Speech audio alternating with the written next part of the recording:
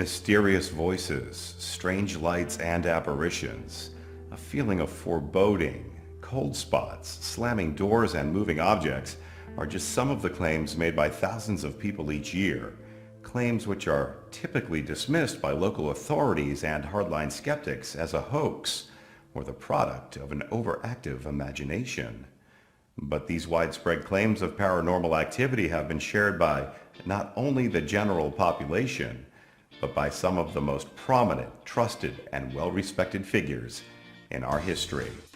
With over $500 million spent each year on paranormal-based horror films, it's difficult to dispute the effect this once forbidden subject has had on an increasingly curious population. In today's world, however, the public image of paranormal activity is usually tainted by the often unrealistic approach of the film and television industries. My views on watching a lot of the movies, we know in Hollywood they have to do their hype. We do know that. But there's many movies that I've watched over the years and sat back and I watch some of the things they talk about, some of the scenarios they recreate. And I can look at that and just sit back and go, they did their homework and they did check into some of these things. I mean, is there always going to be Hollywood hype? Yeah. Do I understand why? Yeah. People love to be scared.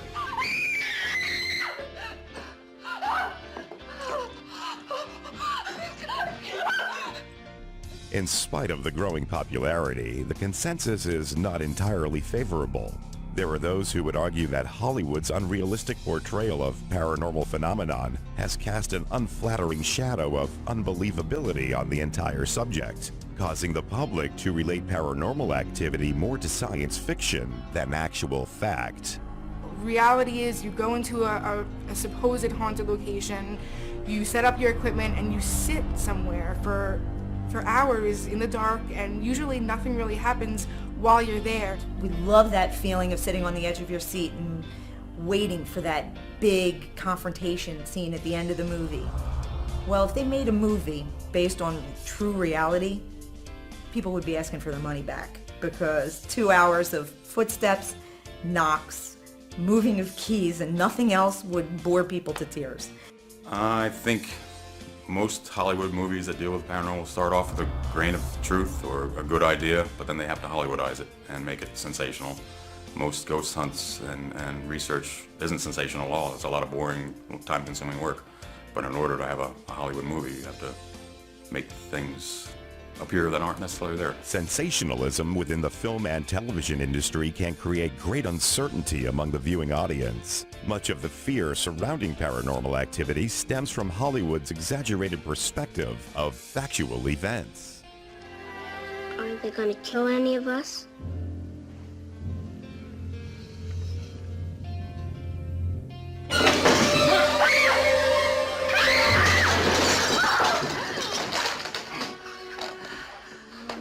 Don't ask it when. I don't want to know. I think it really creates a lot of fear. I mean, I admit I was very scared of ghosts for many, many years, until once I experienced it and I started reading on it, and I realized there really wasn't a lot to fear. If you learned more about it, you'd be a lot safer. And I think that the movie industry wants people to be scared of these things, instead of looking for help and wanting to be able to coexist peacefully. Like they said, to sell a movie, they have to bring the fear up. But I think it just makes our job harder to discourage the fear. Regardless of the Hollywood and media viewpoints, paranormal activity is a very common and respected subject throughout our history. Although not widely popularized, there are many prominent historical figures who, by their own admission, not only experienced paranormal activity, but actually sought out encounters with the spirit world. But where did it all begin? How long has the world been experiencing this unusual phenomenon? And what sources are there to shed light on the history and creation of these perplexing claims? It's possible a significant piece of the puzzle might just be found here. Unearthed during an archaeological expedition in the summer of 1839, these historic tablets portray a tale that is not only the earliest paranormal reference on record, but also the oldest story ever written. A story known as the Epic of Gilgamesh. The Epic of Gilgamesh is a very significant story in terms of paranormal history, not only because it gives us clues as to the human condition of the day, but it also shows us that thoughts of existence from beyond the grave were not uncommon. They were a significant part of people's everyday lives, and they were taken very seriously. The tablets tell the tale of the warrior king Gilgamesh and his unyielding quest for not only supreme control over his kingdom, but also for the secret of immortality. During the course of his reign over the city of Erech, Gilgamesh befriended Enkidu, a man who, for all intents and purposes, was Gilgamesh's physical equal in terms of strength and fighting ability. This made a huge impression on Gilgamesh, and rather than try to destroy him, he thought it wiser to befriend him and join forces. The partnership was successful, and the warrior team became quite famous for their unstoppable success in battle. It was after one such battle, however, that Gilgamesh's true quest would be realized. Now, directly following a horrific battle, Enkidu falls ill and eventually dies, and this had a devastating effect on Gilgamesh, not only because he lost his dearest friend, but because it brought him face to face with the fact that he wasn't indestructible. This terrified him, and he fell into an all-encompassing quest to find out if there was a new world after death to conquer. That quest was soon fulfilled. After many weeks of searching for answers among the seers and prophets of the time, Gilgamesh had an encounter that would rest his mind at ease.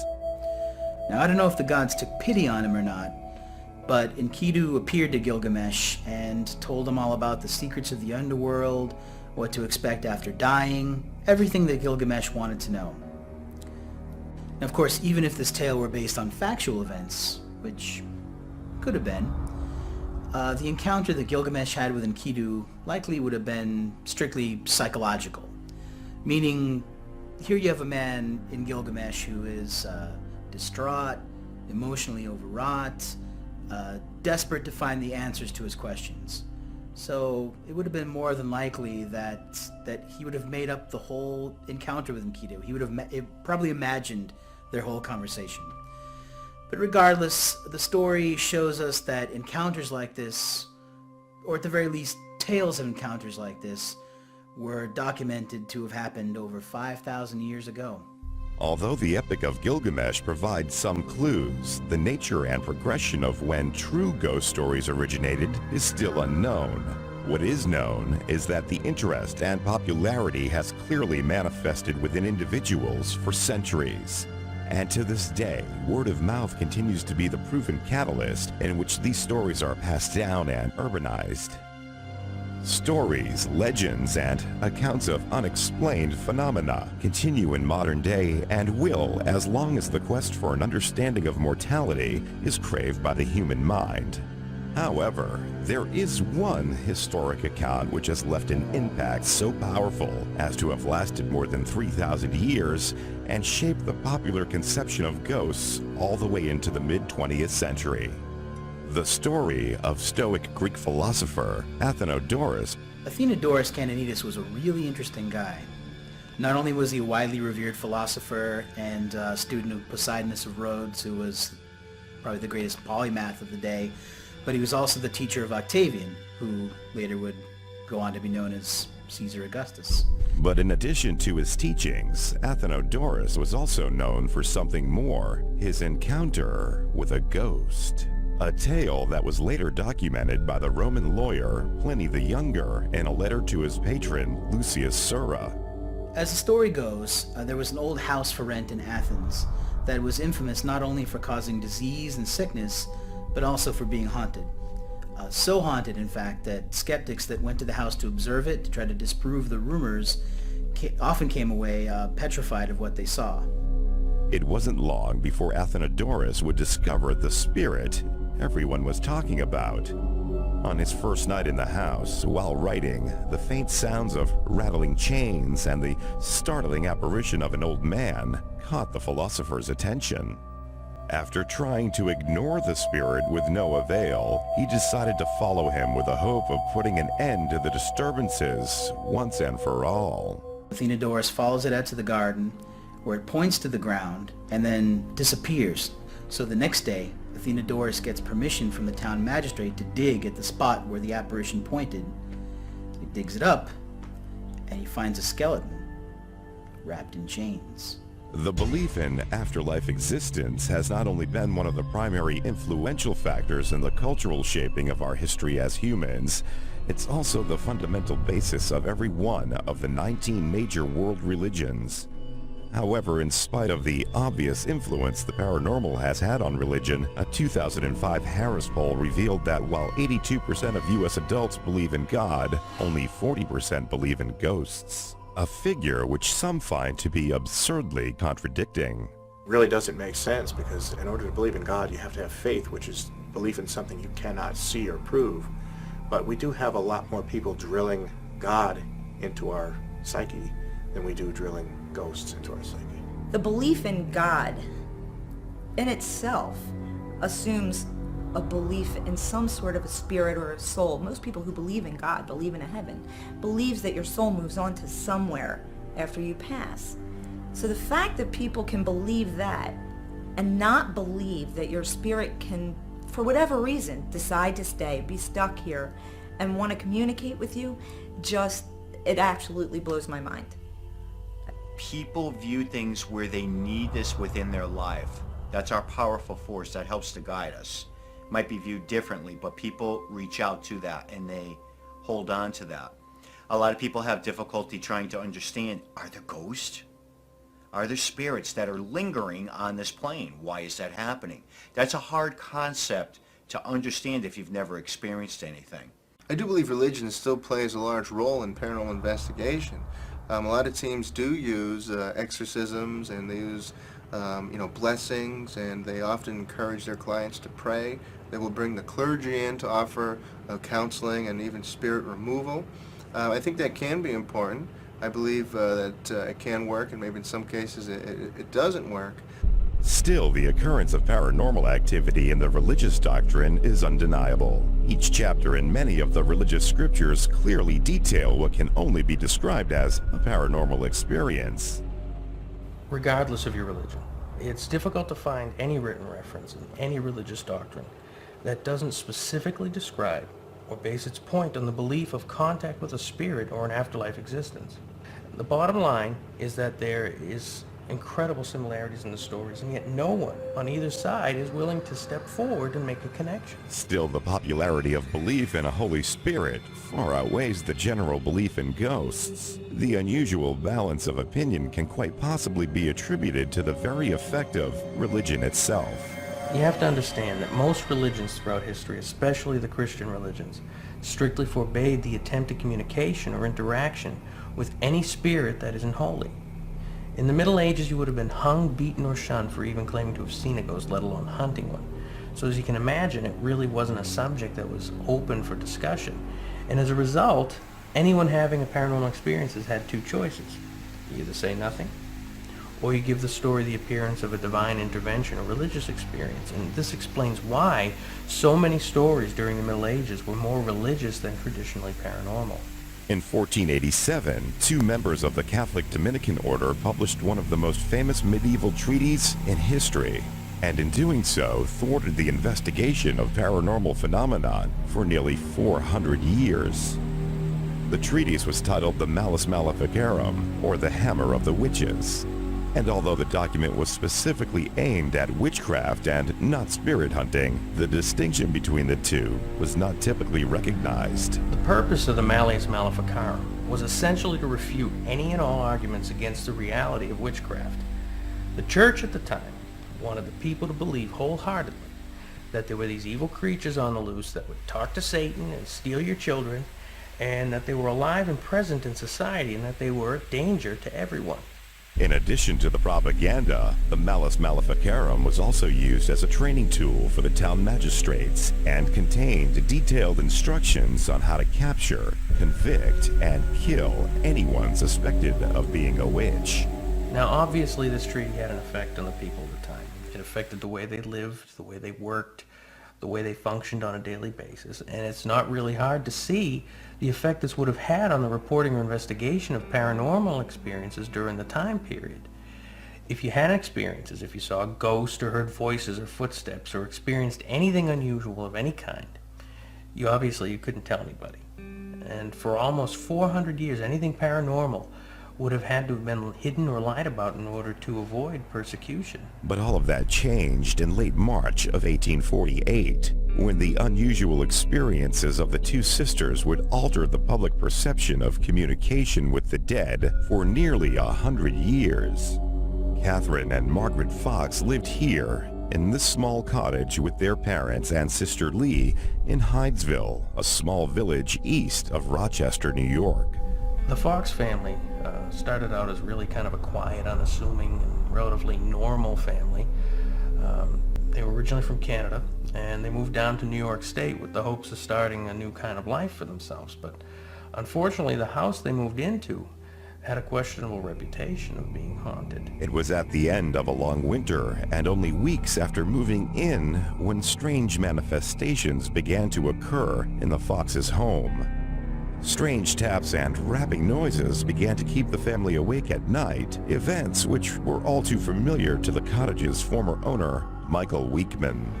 The Michael Weekman family, who owned the house in Hydesville prior to the Fox family, claimed to have experiences while living there too, and just like the Foxes, they claimed to have been woken up at night by loud rapping noises, and they felt cold spots throughout the house, and they even claimed to have been touched by an unseen presence.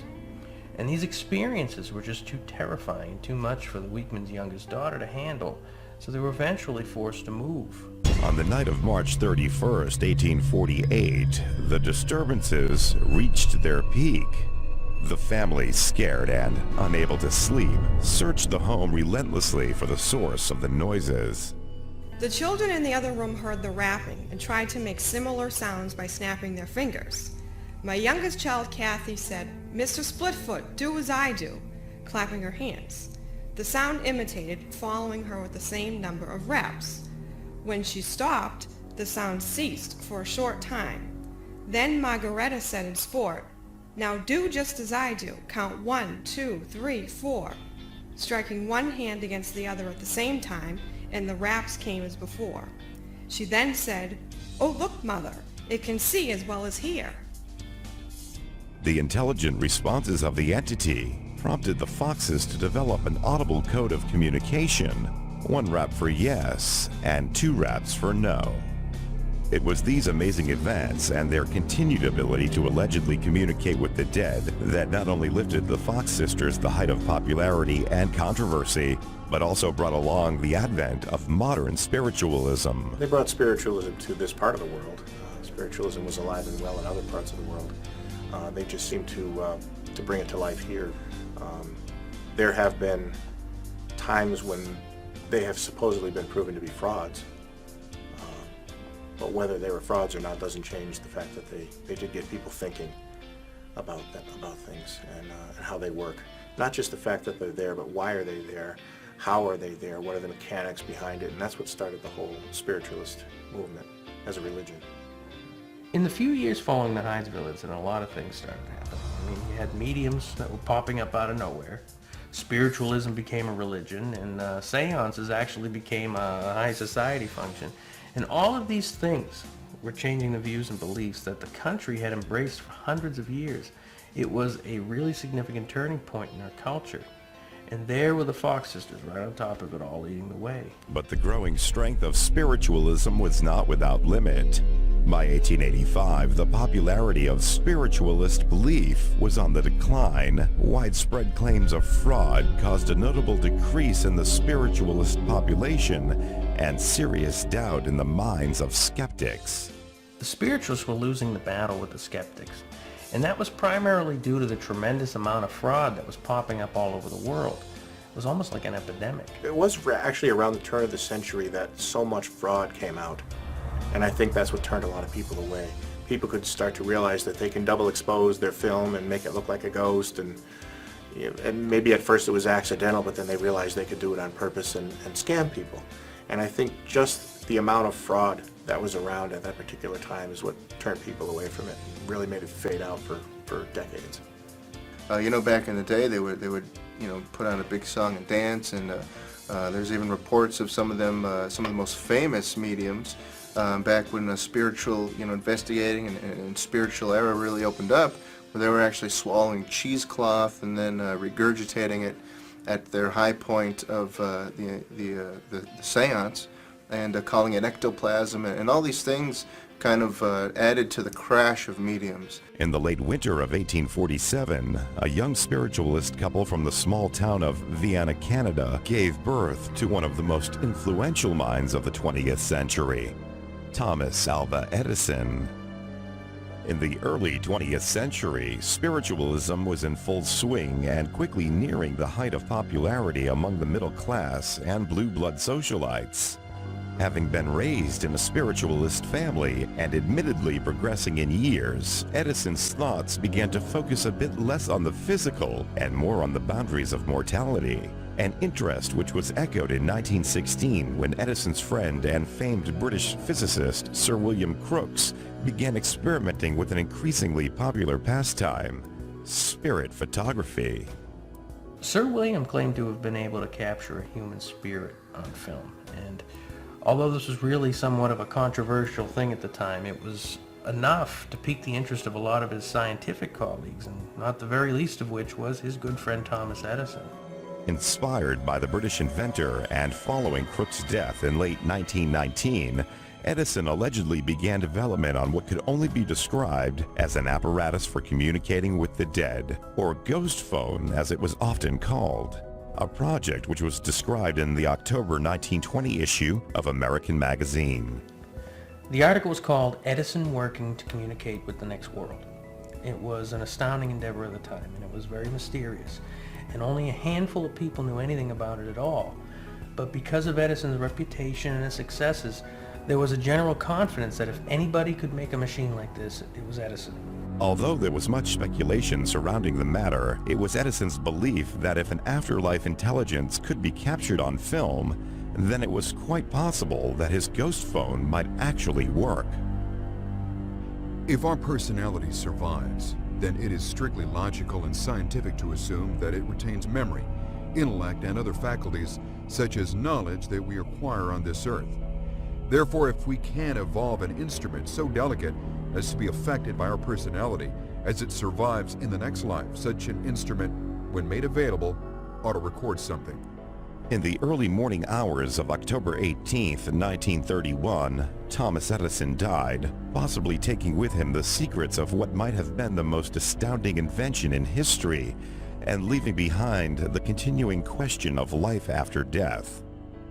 In 1941, 10 years after his death, Edison allegedly made contact at a seance in New York conducted by Scottish engineer and inventor of the television, John Logie Baird. According to first-hand accounts, Edison revealed to Baird that the plans for his ghost phone were left in the possession of 3 of his former assistants, and that the machine itself was built but never worked.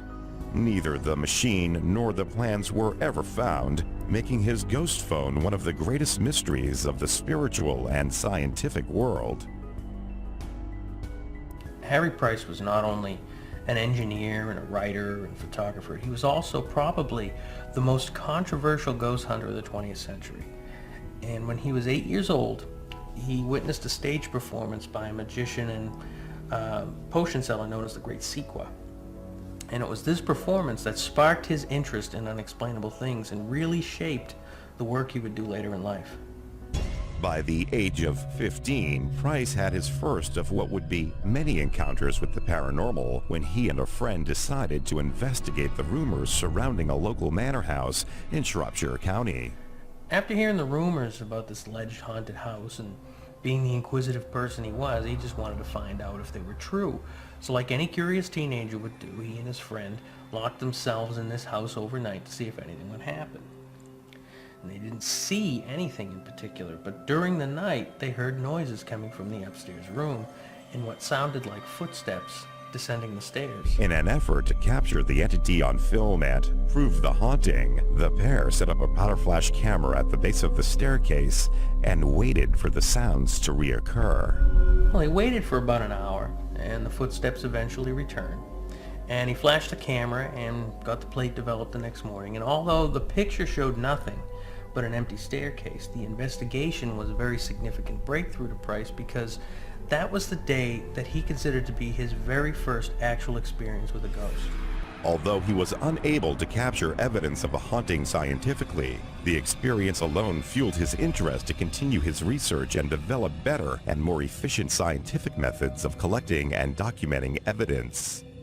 Harry was always looking for new experiences and different research subjects, and he was always experimenting with different paranormal phenomena, and the public opinion of what he was doing was usually skeptical at best, but it really didn't matter to him. He was determined to find the truth, even if it meant discrediting a lot of the mediums and witnesses he worked with over the years, which unfortunately was just about everybody. In the summer of 1923, while on a train from London to his home in Pulborough, England, the investigator's luck would change when he met a 22-year-old medium named Dorothy Stella Cranshaw, who openly told Price about the paranormal experiences she had been having. She was experiencing all sorts of strange phenomena, from rapping noises and chills to objects flying around the room, and she told him all these things were driving her crazy. Now, to Price, the description she gave of her disturbances didn't really sound like a haunting to him. To him, it appeared as though this girl had some kind of mediumistic abilities and was causing these incidents herself.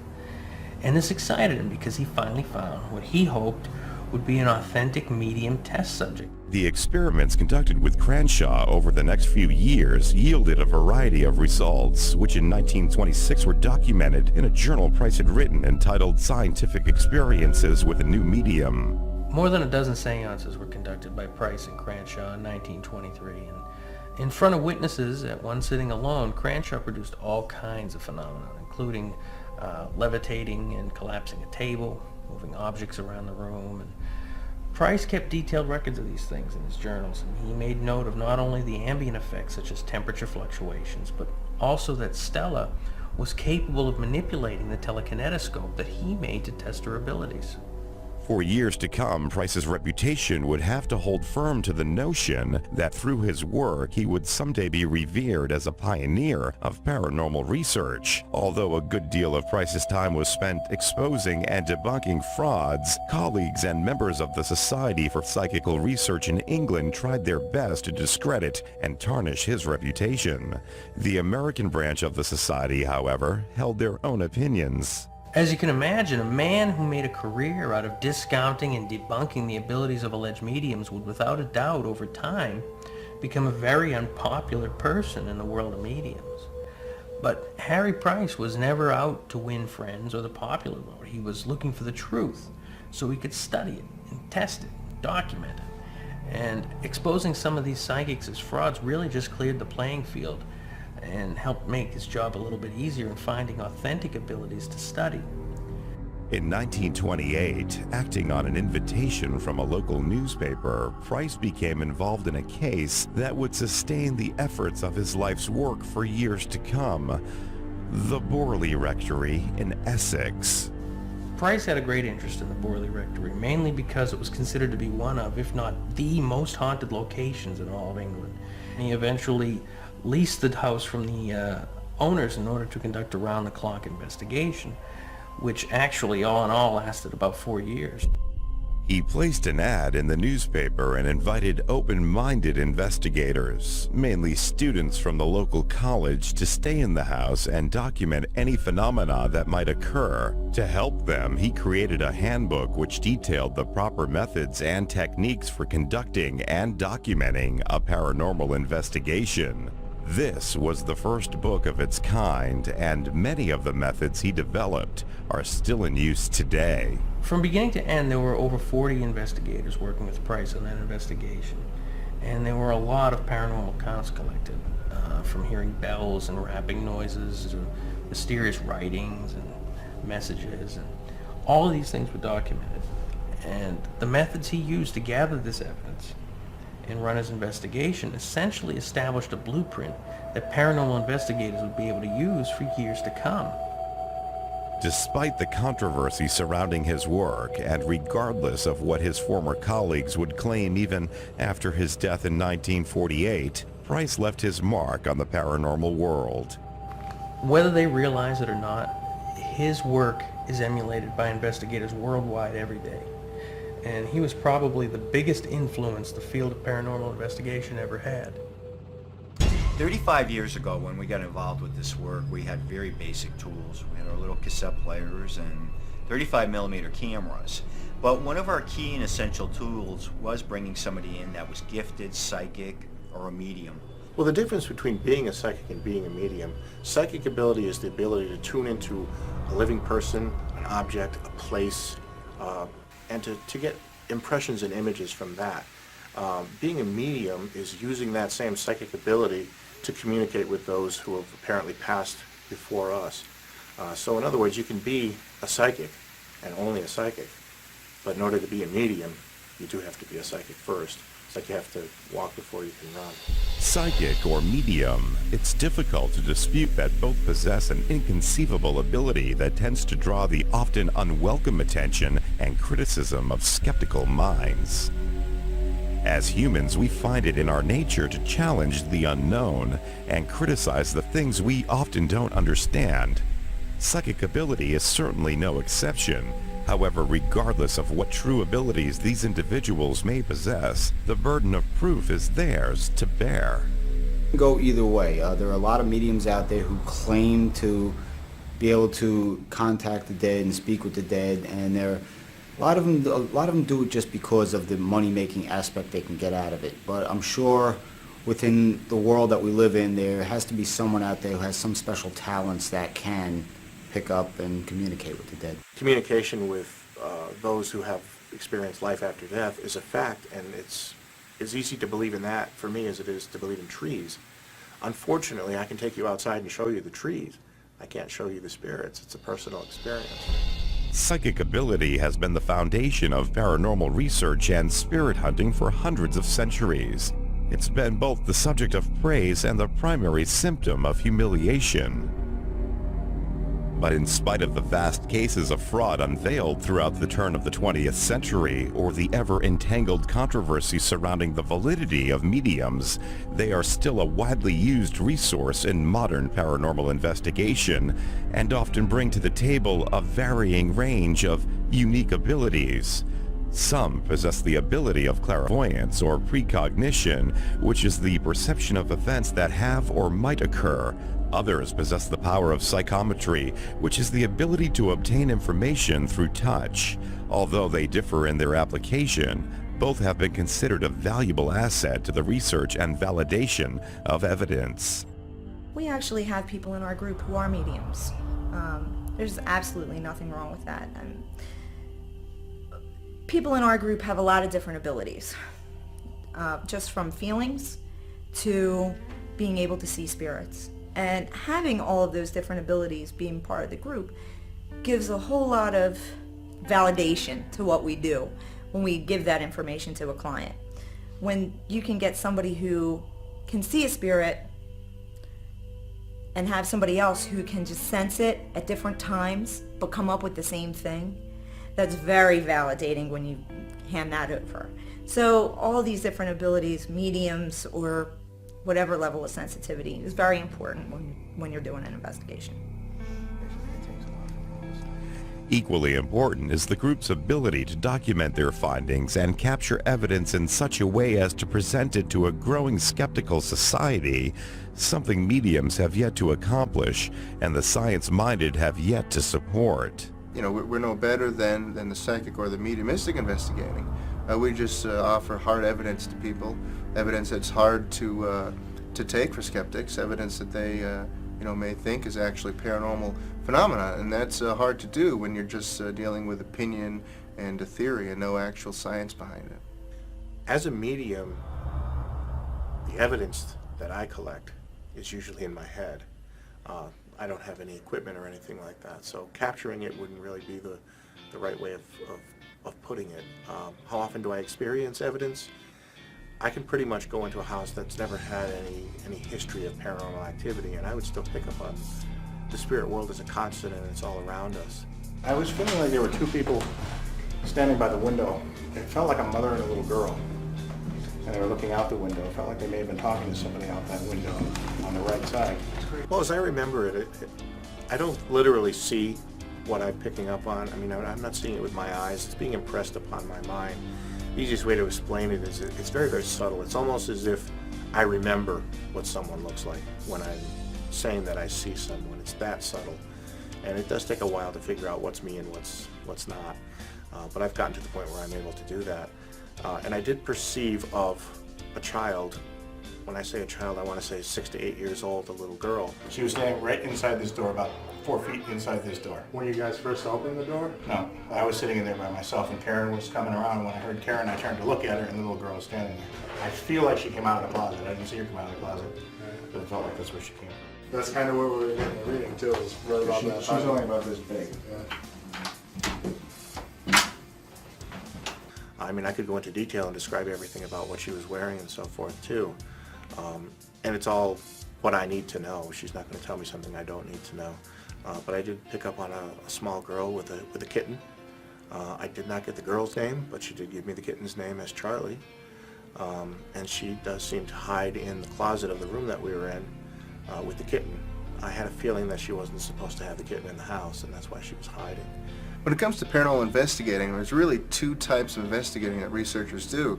There's scientific investigating and there's psychic or mediumistic investigating. And I don't think one or the other is necessarily better. I just have a problem with mediums and psychics putting forth their opinion as fact. If we're dealing with somebody who says they see a spirit across the room and you're checking, there's temperature drops, they're picking something up on the infrared, and if they can document that scientifically, that proves that what this person is picking up on is something that's accurate. The biggest message with what I do is that I am not gifted or better or different than anyone else, and anyone can do this if they simply just take the time to develop it. The way I explain it to people is that the spirit world is a constant. It's as if it's raining outside all the time. You can't make it rain. You can't stop it from raining. You can't make it rain harder or softer. But it's up to you whether you want to stick your head out the window and get wet. It's going to be there, whether you're there or not. Spirit communication is not limited to those with psychic abilities. Specific devices have been used throughout the years which are said to allow anyone to communicate with the spirit world. One particular form of communication, known as pendulum dowsing, originated in Egypt over 4,000 years ago when it was used as a means of spiritual healing. But over the years, the primary function and general technique has varied, and in the field of modern psychical research, dowsing is used not only to locate spirits, but to communicate with them. Stop it. Are you guys familiar with dowsing? Crystal pendulum dowsing? In a typical dowsing session, the user determines which pendulum motions will indicate a yes or no response, and then holds the pendulum steady while asking specific questions. Are your mom and dad in this house with you? Do you miss your mom and dad? It's believed that the spirits either manipulate the pendulum or the person using it to communicate their answer. Although this type of communication has been subject to many debates throughout the years, the general principle behind it is one that has been applied to a variety of devices. One in particular, the Ouija board. Much like the pendulum, the Ouija board is typically used by those seeking to foretell the future or discover occult knowledge through paranormal or supernatural means. Some believe this mystical tool originated in China over 3,000 years ago. Others claim the device has a primarily Greek history and was first used in the year 540 BC. However, the first undisputed use of these talking boards came about with the birth of the modern spiritualist movement in the late 19th century, when three business partners, E.C. Reich, Elijah Bond, and Charles Kennard formed the Kennard Novelty Company and created an all-new alphanumeric version of the original talking tablets used for centuries. The new design featured the alphabet scribed in arcs across the middle of the board, along with the numbers 1 through 10. The keywords yes and no and goodbye were also added. In place of the original planchette was a four-legged paddle-shaped pointing device, which would allegedly allow the spirits or its users to spell out responses rather than writing them. Kennard called the new device Ouija, after what he claimed was the Egyptian word for good luck, and sold the board as a parlor game. However, the ventures of the Kennard Novelty Company were short-lived. In 1892, in the face of financial ruin, Kennard lost his company to one of his former employees, William Fold. One of Fold's first public relation gimmicks as master of his new company was to reinvent the history of the Ouija board. He said that he himself had invented the board, and the name Ouija was in fact a fusion of the French word oui for yes and the German ja for yes. But it's much more likely that the name came from the Moroccan city of Oujda. Middle Eastern cities were in fact very popular during the late 19th century. During a Ouija session, users sit with their fingers placed lightly on the edge of the planchette or pointing device in the center of the board, and questions are then asked aloud. Okay, now somebody ask a question. Oh, by the way, if you ask a silly question, it won't answer. According to those involved, any willing spirit present at the time spells out their responses by moving the planchette over the appropriate letter. Of course, this phenomenon has yet to be proven scientifically, and many skeptics doubt the board has any spiritual significance at all. The Ouija board is really just a pressed cardboard. It has no connection to the spiritual world. I don't see them as the evil things that some people do, that, oh boy, if you ever touch one, you're going to be haunted for the rest of your life. It's probably a tool just like a pendulum and a crystal ball and so forth that some people can use to help them focus. I don't think there's anything supernatural about it. Many skeptics of the board attribute the movement of the planchette to dishonesty or the unnoticeable reactions of those touching the pointer.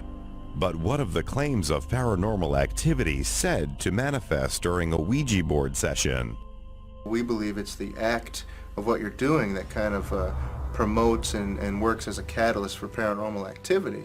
You're sitting there and you're trying to communicate, and perhaps these things are seeing you do that, and they're going to come out and you're going to get good and bad with that.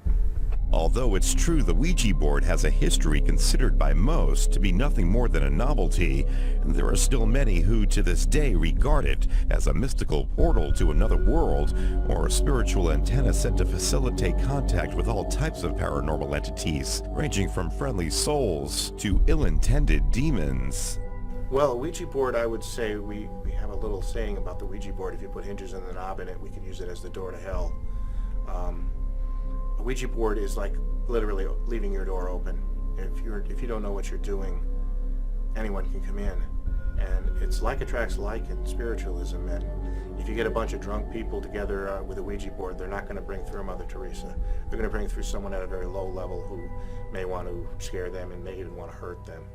So I would never, under any circumstances, condone the use of a Ouija board. Well, to us, Ouijas or witch boards are a tool that you never use on a site, because if it's already active and you're opening a doorway, you're only going to make it more active by opening a doorway for other things to get through. You could become possessed. You could lose your cell. That's a bad thing. Regardless of the differences of opinion surrounding the use of Ouija boards, one question still remains. Are they indeed capable of producing or facilitating the production of paranormal activity? In the hopes of finding an answer, the New Gravity Media team decided to put this ancient oracle to the test. Well, what we wanted to do is we wanted to bring together not only mediums, but individuals who claim to have experience producing activity with a Ouija board. And fortunately, through the help of Jim Bucknam, a medium for Boston Paranormal, we were able to find a few people that fit that description. The team enlisted the help of Barbara Safransky, a medium and curator of a small shop in Salem, Massachusetts called Angelica of the Angels. The session was held in the home of Tom Elliott, also a member of the Boston Paranormal Group. Well, we set up the equipment.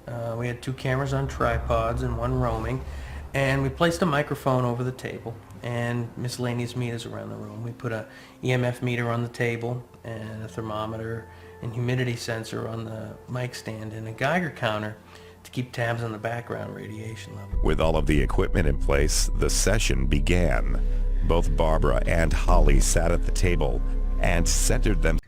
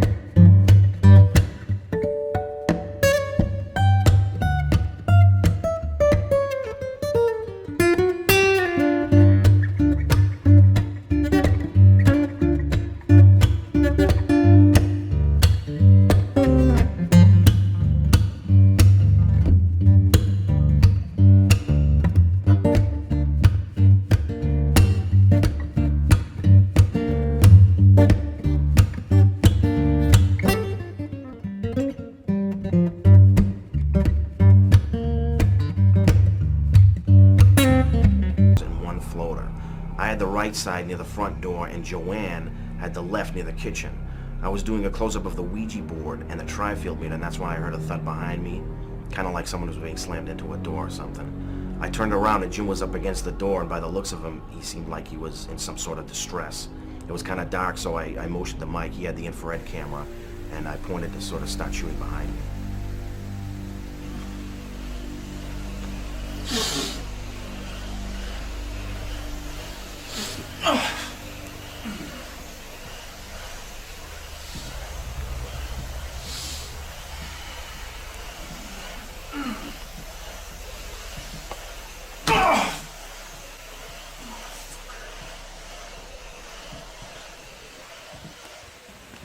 I'm standing there filming, and Anthony gestured to me to look over at Jim, and when I turned to look, he looked like he had trouble breathing. So I switched the camera over to infrared, and I kept an eye on what was going on with him. No! You're not coming through me. You do not speak through my voice. You understand? You respect boundaries. Got it? It appeared as though whatever was communicating through the Ouija session was also attacking Jim Bucknam and trying to speak through possession. It was definitely an interesting experience. I mean, I really don't know what was happening there, or even if I'm convinced that there was any spiritual activity. None of the equipment we set up registered anything out of the normal, and of course that's not to say that nothing paranormal occurred. It just simply means that nothing measurable occurred. And I think that to study something like this takes time, and I don't know that we will ever be able to prove whether a Ouija board produces true activity or not. at least activity that's convincing to the general public. I think that it really comes down to one simple question. What do you believe? Much like mediumistic ability, a basic belief by those involved is fundamental to the overall perception of a successful Ouija or dowsing session. But for a haunting, belief is typically the end result. A haunting can manifest in many forms and occur for a variety of reasons.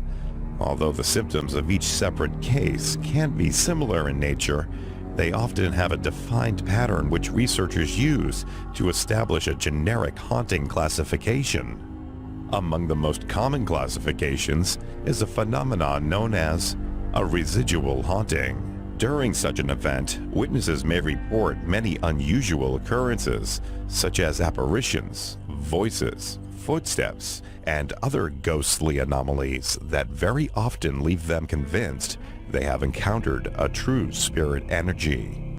But in reality, a residual haunting is not believed to be a haunting at all.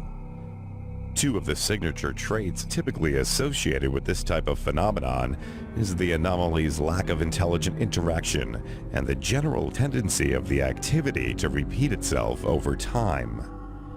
One particular example of this can be found here at the Houghton Mansion in North Adams, Massachusetts. Home to not only a Masonic lodge, the mansion is also the haunted headquarters to the Berkshire Paranormal Group, a local investigation team which regularly conducts tours of the mansion as well as independent and joint investigations with other local groups. One particular residual haunt can be found in a specific area of the mansion's basement where the shadow of a small spirit is said to appear on a regular basis. It's funny because you see light from outside. That we have that one street light and it shines in and just gives you just enough light in here to maybe make out like the silhouette of this door. And then, you know, you'd be standing there and yes, maybe it's your eyes playing tricks on you, but it's still kind of bizarre that it's about this high and everybody can see the same thing. You know, it comes out, sometimes you have to like just peek out around the corner like this. And you can see it block the light and then it comes back like this. And then you see these little like light sparkles sometimes and sometimes there's a little shadow. And, you know, it comes out like this, you can see it and it disappears and who knows, you know, sometimes we think maybe it comes out to, yeah, so we don't know. There were about 5 of us down in the basement, and we set up our chairs, and my group had infrared cameras that we set up to point down to the doorway, and we just sat there and waited. Did you think you saw something come out around the wooden edge, the edge of the window? How far? Halfway up. Like a shadow? Like the width of a head. It's totally dark. See how dark that is now? I mean, it could be your eyes are tiring too, you know, staring. Yeah. After a while, people started mentioning that it looked as though shadows were starting to move, but when I looked down at the camera monitor, I couldn't see anything out of the ordinary. So it seems as though if you sit in the dark for an extended period of time, your eyes are going to eventually play tricks on you. But you know, I used to go UFO hunting with Betty Hill. Yeah, you'd be staring at a star or a light off in the distance in the woods. And you know how your eyes move, and you suddenly see it start dancing? Yeah. But it's not moving at all. You know? It's your eye movement. Right. It's, I mean, Yeah. it's very hard to control. Many believe a residual haunting to be the result of traumatic or high-energy historical events which are said to imprint themselves on the atmosphere and replay when the environmental conditions are correct. Although these claims have yet to be proven scientifically, there are many investigators throughout the world that base their research on the strength of theories such as these. Another less common haunting classification is a phenomenon known as a poltergeist or noisy ghost. Unlike a residual haunting, poltergeists can show obvious signs of intelligence since they very often interact and center themselves around a particular person or object. The very nature of poltergeist activity is the physical manipulation and often destruction of property. Therefore, it can, at times, pose certain physical dangers, and many investigators recommend that any investigation of this type of activity be handled cautiously. Although some believe poltergeists to be nothing more than telekinetic energy manifested through the victim's own subconscious distress, others believe them to be separate spiritual beings which find pleasure in the torment and harassment of others, or possibly lost souls desperately trying to gain our attention. Despite many years of study, a conclusive determination surrounding poltergeist activity has yet to be made. One of the less common but more popular classifications is what's known as a traditional or intelligent haunting. Unlike a poltergeist, a traditional haunting typically centers around a specific location and can portray a wide range of unsettling activity, which can encompass all of the physical and visual attributes of the other paranormal classifications.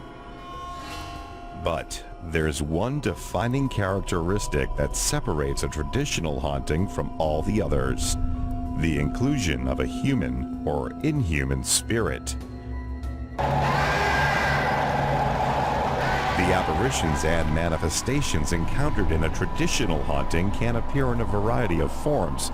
They can be as subtle as a cold spot or faint odor, and as vividly present as a bright ball of light or full-bodied apparition.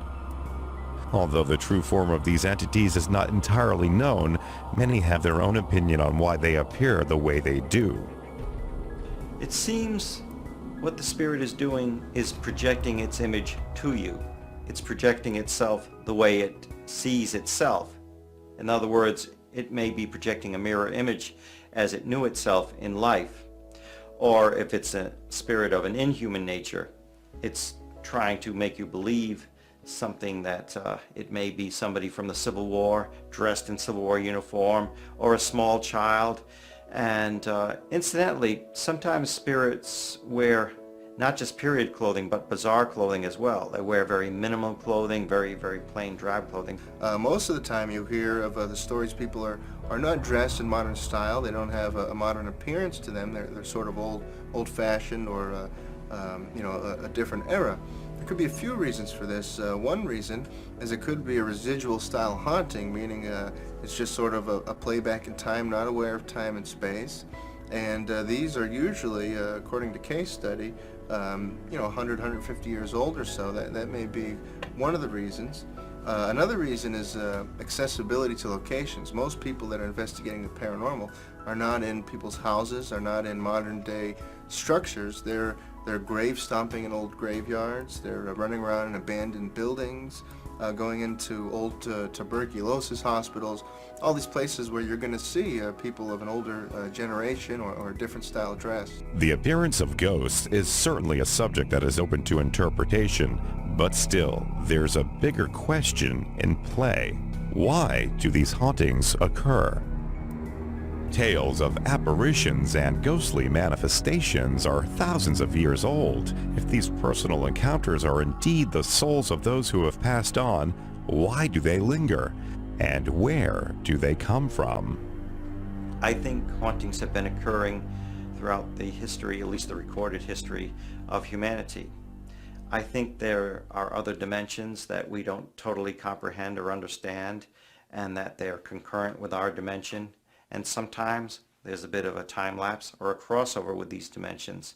I think that's essentially one of the main reasons that hauntings do occur. A lot of it could be geopathic energy. A lot of it is just shifts in energy. You know, you have a house that might be standing dormant, nobody lives in it. It might go for years unhaunted, then a family moves in, they bring in kids, they might bring in energy, positive or negative, and it's kind of like lighting a torch in the middle of the woods. Sometimes it'll attract energy of the same kind. You may be missing that element of unfinished business or untimely death, or you kind of need some sort of attachment, I believe, for a spirit or ghost to still be lingering there, and maybe we're just missing that. In spite of the calm and quiet nature of some hauntings, entities can at times be far from peaceful. There are many researchers and psychics who believe that demons can play a large role in the spiritual infestation of a haunted location. Those troubled by demons or inhuman entities are very often the cause of their own infestation.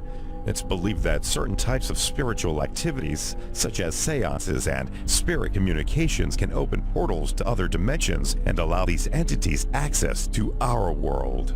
They usually opened up the doors somewhere along the line for that spirit to enter their lives. Were they playing with the Ouija board, tarot cards? Were they doing seances, spirit communications? These are all doors. And once those doors are open, spirit can come in. And spirit attracts spirit, whether it's human spirit or something on a negative level. However, many skeptics equate the subject of demons to nothing more than a fairy tale or ancient mythology. But are these beings real? And what is their purpose in their torture and torment of our world? You know, the way I look at it is they are evil. They're conscious entities that are out to create destruction, chaos, and that's really what they're after. When you deal with an inhuman entity, it's usually focused on a specific family member in a specific home, and they're trying to break down their willpower. They're trying to break them down, and they're trying to make them miserable so that they can infest them. They are at war with certain positive forces, and personally, I believe because we're God's creation, they are very envious of us because we've been given the gift of life and free choice. And that's why negative demonic hauntings occur, because it's a war against us and against God, our Creator. The symptoms associated with a demonic haunting can range from small, insignificant manifestations to significantly more pronounced and dangerous activity, such as human possession. Well, when you deal with lower level demons, you're basically dealing with something where they'll do little mischievous things and they'll flutter about, and I call it the flutters. And they're just like nonsense type things. You know, just enough just to annoy you to let you know that they're around. The difficulty in researching this type of activity, aside from its obvious inherent dangers, is primarily due to the entity's ability to appear in any form they choose. A lot of times it can disguise itself as your grandmother, your grandfather, a deceased loved one, a child. It's very confusing and it will deceive you. Very seldomly will I ever come to a quick decision that we're dealing with human spirit or we're dealing with something on a negative level. Sometimes it could take several trips to a location or dealing with a person continuously to be able to solve that puzzle and see what the next step is going to be to being able to help that person out. Whether the haunting is traditional, poltergeist, or demonic, it's very often an unwelcome and frightening addition to most homes. For this reason, researchers will often work with their clients to help find solutions and take steps to clear their homes of any unwanted or negative entities. We give them different ways, different things they can do in their house. One big thing is to keeping up a positive energy will help immensely. Sometimes they can have priests come in and bless their home. That will never hurt. If the energy, the house isn't like free-flowing, there's a lot of furniture, and the energy is stifled in some areas, the more openness you have, the more it can flow. And we'll give them tips like that and things they can read, and we will always stay in touch with them. If they think things are fine and it comes up again 3 months later, they can get right back to us again. And we'll go back and look for another way to help. Every case is unique, basically, on their needs. One particular method of clearing unwanted entities is what's known as an exorcism. Jim Bucknam, a medium and investigator for the Boston Paranormal Investigators Group, does just such a clearing. What I usually do is, first the client will do a walkthrough with me through the house and show me the places that they think that they've seen the entity, and they'll describe stories to me about some of their experiences. So what I'm going to do is just walk all over the place. Hey, I'll go outside, I'll go upstairs, downstairs. My daughter moved. She's in a lockup right now because she's become extremely mentally unstable. I just sort of kind of closed her door. Okay. It's a disaster area in her bedroom. It's very I need to look in her bedroom. I won't disturb you. I'm just letting you know about this. No, I don't really. I'm not You're welcome to any, concerned about that. I'm more concerned with the energy and seeing what's what. To do that, I need to have the whole house. Go for it. and then I go through myself, and I usually carry a legal pad with me, and anything that comes to me, any perceptions that I have, anything that I see, I write it down. It's sort of like it's like detective work. I want to know what's happening, why is this haunting taking place, what's the cause of it, what kind of entities are involved, how are the people being affected, and I go through that whole process. And usually when I go through a house, I may fill out 3 or 4 pages of notes, and that's just for myself, so that in the end, when I perform an exorcism, I know what it is that I'm dealing with. Once the history and primary areas of the activity have been established, an exorcism is performed, typically in the most infected area of the home. Jesus, Jesus, Jesus. Odin, Odin, Odin. Freya, Freya, Freya. Thor, Thor, Thor. Amun-Ra, Amun-Ra, Amun-Ra. The great white buffalo, the great white buffalo, the great white buffalo. I'm calling upon Jesus, all 7 of the archangels, and various other mansions of light or mansions of God. I am asking them to come to that particular location where I am at. While I'm doing that, the energy, I'm tapping into the energy that they represent. And that energy is coming into me. And in many ways, I'm sort of like a magnifying glass or a key. On this residence, take any dark force entities therein and send them to whence they came and bind them there never to return. Dissipate any negative thought forms from within this residence to the universal substance. As I'm saying what I would like for them to do at that place, taking whatever entities that are there and sending them to whence they came and bind them there never to return, taking any object within the person's home and neutralizing it, getting rid of any negative energy that's in the house, closing any portals or doorways to other dimensions where these entities are coming through. And all that energy is coming into me from these different places. At the same time, the entities that are at the home are fighting me because they don't want this to happen. Once this is accomplished, then place roundabout above and below this residence 7 HD sharp shields for its protection. Thank you.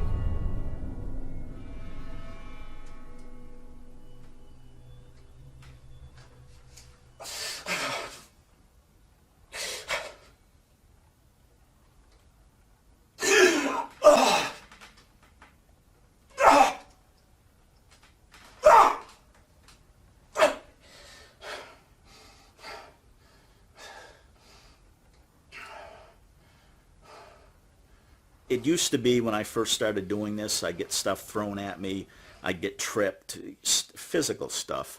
Now they've stopped that, and it's more of a sort of psychic pressure. They're trying to force you to stop, and they don't want me to do it. I may get pains in my stomach or various other pains throughout my body as they're trying to force me to quit. But that's when I just got to sort of buckle in, and I continue to say the prayer that I'm saying. And when I'm finished, I say thank you, and all this energy that's been built up in me from these beings that I've called upon is suddenly released, and it puts what I've asked to be done into motion. All these entities are literally taken to the place that they have earned, that they have justly earned. It begins. Many psychics who have seen it says it sort of looks like a white tornado going through the place as it sort of sucks everything up. And it's done. It works every single time, guaranteed. And the place is clean again. Little by little, more and more, it'll start getting better and better. Most people who have experienced it say, wow, there's a big difference in how the place feels. The energy's better. People sleep better at night. The entities are gone, and they don't come back. Psychic or scientific, medieval or modern, the fundamental symptoms associated with a spirit encounter have changed little throughout the years, and the experiences reported to have done far more to inspire artistic imagination and poetic license than they have to quell the doubting claims of what remains to be a widely skeptical community.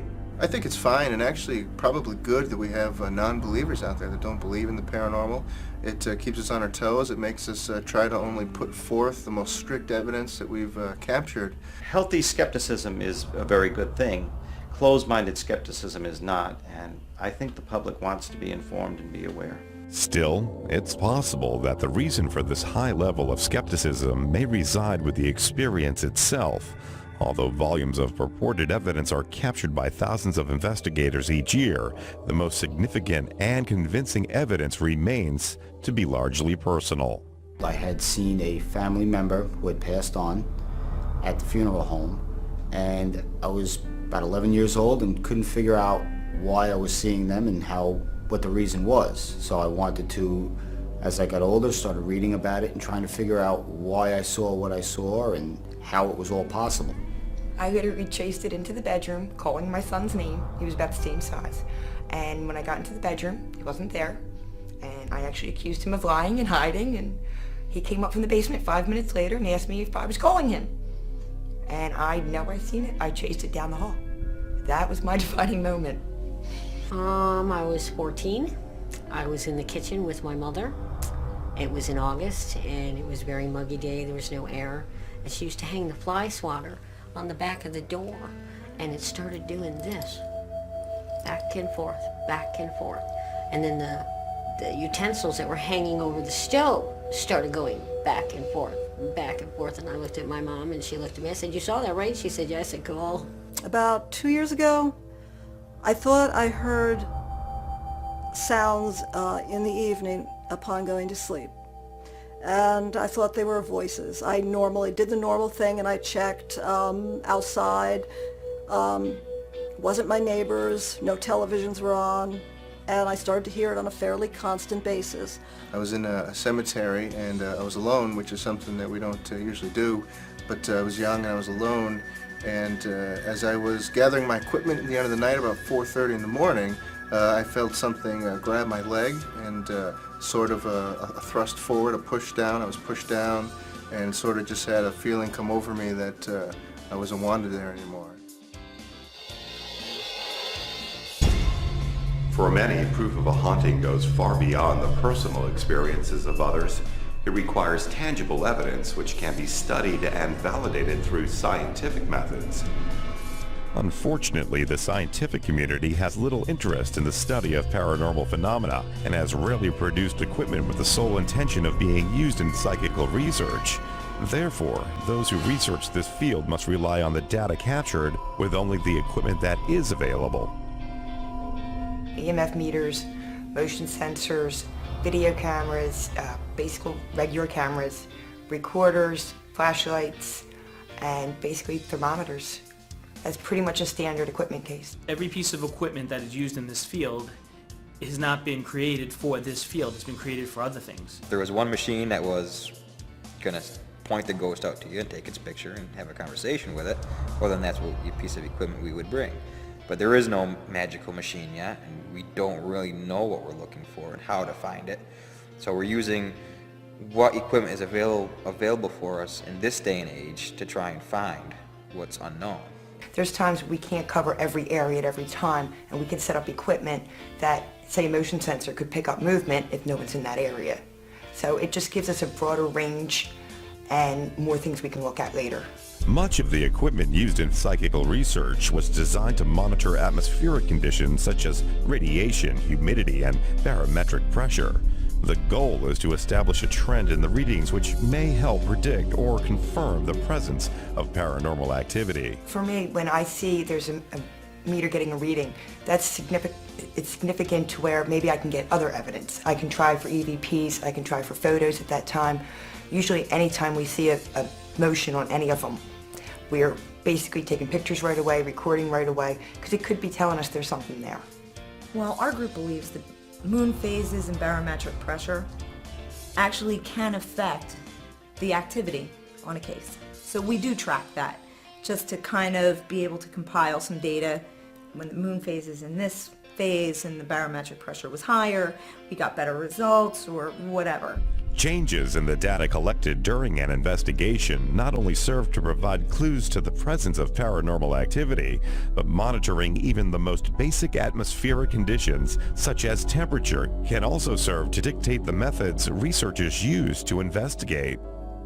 If it's too cold and we're investigating outside, we have to be careful not to breathe when we're taking pictures because breath can be mistaken as a mist. If it's too humid, there's extra moisture in the air which could create false positive orbs in our pictures. So all of those things are really important when you're planning your investigation. Equally important are the methods in which any activity is documented. Although devices such as the Geiger counter or EMF detector may provide claims to the presence of an entity, they will, however, do very little to capture tangible evidence of such an event. For this reason, researchers must rely on a more traditional method of documentation: photography. Are these photos proof of an afterlife existence? Or are they merely the product of dirty developing solution and an overactive imagination? The answer may never be known, but what is known is that photos like these have been captured by investigators for over 100 years. They have been the subject of countless debates and in some cases controversy. But are they real? Although photographs of full-bodied apparitions are still relatively rare, the capture of what some believe to be actual photographic evidence of the paranormal has increased over the years with advances in photo technology. Though film cameras are still used and at times preferred by some researchers, the digital age has taken the field by storm. Digital cameras, I think almost every paranormal investigator I know has one, and mainly that's because they're extremely easy to use. When you're on an investigation, you're taking pictures, you're able to see right away if you're picking something up. Well, for me, I've used both, and the digital camera is actually easier. You can get more pictures. You don't have the high cost of film developing. You can just get a broader range, and you're not as limited on investigations. Still, in spite of general preference and ease of use, the evidence produced by digital cameras leaves some to question their significance as source for truly convincing evidence. Digital photos are much easier to manipulate than those produced by film, and as a result are often disregarded by skeptics. Regardless of the preference, film or digital, the field of paranormal investigation has yet to produce an undisputed photo of paranormal activity. Look at the drapes in this one. Oh, that's pretty cool. That's awesome. Look at the other one. This anomaly, they said, shows up in just about everybody's pictures. What am I looking at, though? Look at the ring.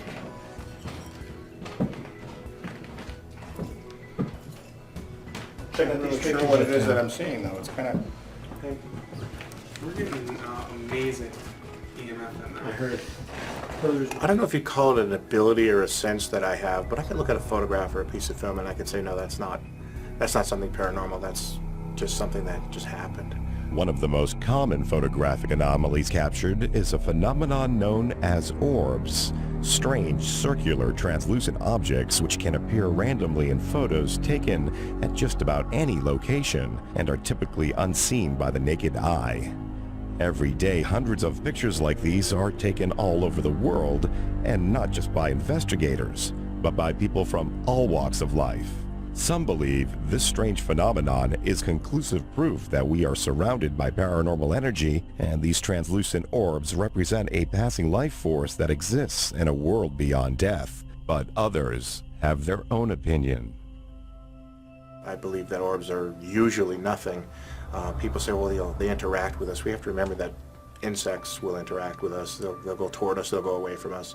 And so will dust and moisture if there's static electricity. So until orbs spell out my name or something, I'm going to continue to be underwhelmed by that. When you see orbs in photos and on video, it's usually, in most cases, nothing more than dust or an insect. We've actually been able to recreate that in a laboratory. We've photographed spinning dust and dust in the air, and when it spins, it looks exactly like an orb. A true energy orb will emit its own light, will have its own pattern. It won't follow the wind or the direction of a breeze. A true orb is always perfectly round. is always somewhat transparent, and it's going to show up in a picture. You may have 2 or 3 in one picture, but they're going to be scattered.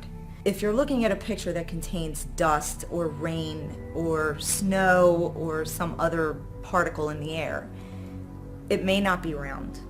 It may be solid. And you'll see them overlapping, some further away, some closer. They'll be much more dense in the picture than a true orb is. Most groups have their own opinions on the validity of orbs as evidence, and very often will avoid relying on one single piece of evidence as proof of a haunting. We tend to try and use evidence that has other evidence to back it up. You know, for orbs, for instance, we generally, if we have just a single orb or even a lot of orbs, which is, you know, pretty indicative of dust. If we just have one orb and that's the only thing in the picture and there's the only occurrence at that time, we probably will end up debunking it, or not really passing it off as solid evidence. We like to be able to say, not only was there an orb in the picture at this time, but there was a personal experience taking place. There was EMF fluctuation. We captured an EVP in the room at the relative same time as the orb. In other words, we're not just relying on one piece of evidence. If we have 2 or 3 things happening at the same time, then we're more apt to really say this is paranormal, opposed to just something that is naturally occurring. When you've basically canceled out everything it could be, then it's paranormal. And by saying it's paranormal, it's not saying that it's a ghost or a spirit. All it's saying that is it's something beyond the normal. In the world of paranormal investigation, the evidence gathered by researchers is not strictly limited to visual. There is another kind of evidence which, if proven out, may constitute the possibility of actual verbal communication with the other side. The evidence is known as EVP. EVP's electronic voice phenomena is something that has come into the forefront today like I can't believe. And over the years, our theory was that it was attracted, the energy was attracted to the magnetic tapes, the cassette tapes, the videotapes. But then we came along with the digital age. And I was curious to see what was going to happen. Today, now with the digital world, some of the EVPs that are coming forth are phenomenal. Full sentences. We're working on several investigations right now, and I had 3 people that have never gotten EVPs. And they're walking away with EVPs right now that are blowing me out of the water. I have asked an entity to say 2 words, and that entity, whoever, whatever it is, came back and gave me the 2 words. I've asked direct questions, I've gotten direct answers, I've asked linguistic questions, and I've gotten intelligible answers to the linguistic questions. So there are intelligent entities. They are not always on cue. They're erratic. That is the nature of the entity. Are you afraid of us? You want us to go away? Usually when, like for me for instance, when I go on an investigation, I might take like 20 pictures, but I'll have 4 hours of audio, you know, because I just feel audio is more substantial to what we're doing than pictures, because pictures, you know, can be very easily, you know, not faked, but, you know, misunderstood. EVP is a little bit harder to, you know, explain. The capturing of electronic voice phenomena has become a staple of modern paranormal investigating. In fact, it's hard to find a group today that doesn't incorporate this type of research into their investigation. Many researchers have their own methods and techniques for capturing EVPs, from equipment preferences and specific questions asked to how to handle the recorder. A lot of people, the first time they'll do it, if they're a little nervous about things, they'll just set it in a room and leave it and walk away and maybe go eat dinner or leave the house, go shopping or something. Then they'll come back and just listen. If you listen really close, you can hear it. Or you can hold it in your hand and ask specific questions, maybe even related to the building or the place you're at. I'm trying to get EVPs. I use at least 2 recorders at one time. That way, I know if there's a sound on one and there's not on another, there's a good chance that's an EVP. If you pick up a sound on both recorders, it's generally not going to be an EVP. It's some kind of background noise. I always tell people in our investigations, do everything natural. Don't go in provoking. Don't disturb things. Put your tape recorders down. Have your normal conversations. Talk about what might be happening in that environment, in that haunting. And you'll walk away with some of the most phenomenal EVPs. Can you give us a sign of your presence here?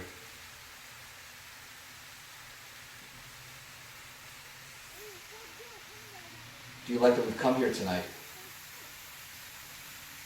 Although techniques for capturing EVPs can vary from investigator to investigator, nearly everyone agrees that there is one specific environmental condition which must be met before any recording can begin: peace and quiet. When I go out and try and capture EVPs, I try and make sure I get the quietest atmosphere as possible. Otherwise, I won't do it. If there's noise, I just don't record. You know, you can have someone in another room down the hallway whispering, and that will completely destroy any audio. Honestly, the best way to do EVPs is nobody in the building, especially nobody on the floor above you, on the same floor as you. That'd be the preferred way to do EVP. Nobody in the room. If necessary, I'll hold your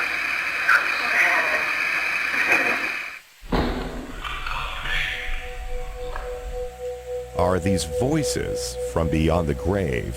Are they communication with an alternate dimension? Or are they simply radio interference caused by overcrowded airwaves? Like nearly all EVPs, these voices were not heard by investigators at the time of recording, only on playback. If they are not radio waves or electronic interference, how is it possible they're not heard? Well, because the theory is that the voices are being printed directly on the recording media. It's not something it's an electrical impulse rather than an audio something. It's not a noise that's out there in the air. Somehow or other, the voice is being imprinted directly on the media. The recording equipment used to capture this phenomenon is fairly common, but does vary in technology, and the specific choice of what to use is often a matter of personal preference. We use a variety of different things. Some people still use magnetic media, regular cassette recorders, but not generally. Pretty much everybody now uses digital recorders of one type or another. I have a wide variety, and everybody seems to like different ones. If we are to consider these voices to be direct communication with the dead, how is it possible for such an anomaly to occur? What connection is there between our world and an afterlife which lets these beings communicate this way? I think it's the way they're formed is some kind of thought process. My view of things is that thoughts are very real things, and they form very real things. And so somehow or other the voices are being produced by some sort of thought processes. That's why we're still researching it, because we don't really know. Unfortunately, the voices captured by researchers are very often unclear, and exactly what's being said is usually the object of intense speculation. Therefore, investigation teams find it necessary to classify the EVPs collected and grade them according to clarity. Class A EVP is one that's generally heard clearly by pretty much everybody over loudspeakers, over computer loudspeakers or something like that. And there's usually not much dissension as to what's being said. Class B EVP is, there's words being said, but it's not always clear. That's where the interpretation comes into effect a little bit. Some people think it says one thing, somebody says it looks like something else. In Class C, there's some kind of mumbling or whispering going on, but it's not audible, really. It's sort of more like background noise than anything. When you hear something, on audio, especially if it's like Class B or Class C, it could be almost anything, and it's just very hard to understand. I mean, it's just a sound that's like mushed together. And hearing that sound mushed together, people hear different things. I think EVPs, for the most part, there are possibilities that you could be picking up on radio transmissions, cell phone transmissions, and so forth, background noise. I've heard a lot of EVPs that, it could be saying one thing, but if you listen to it, it could be saying another thing too. They're not that clear. It's when they become very, very clear and concise that you need to take a look at them and consider them paranormal. I fully believe that they exist and that they're real in many cases. Many skeptics attribute the differences in EVP interpretation to a phenomenon known as pareidolia, a tendency of the human mind to make sense of random noises. However, others believe the EVP responses are far too specific to be random noise or caused by pareidolia. These aren't radio signals, and this is not noise that my mind is creating into being voices. It definitely is not that. It's one thing, because they're too vowel and consonant specific, and noise is not vowel and consonant specific. To find out if the interpretation of these voices are truly tainted by the opinions and experiences of the research teams, the New Gravity media crew decided to conduct a study with 10 volunteers of varying ages and occupations. Essentially what we did was we got a hold of 6 Class A EVP files, some of the best we could find, which were donated from 3 different investigation groups. And we played them for 10 volunteers, all of which who had no prior experience in paranormal investigation and who were not privy to any of the background information on the files. They didn't know where they were recorded, or how they were recorded, or who recorded them, or what it was they were supposed to be listening to. To them, they were just audio files, period.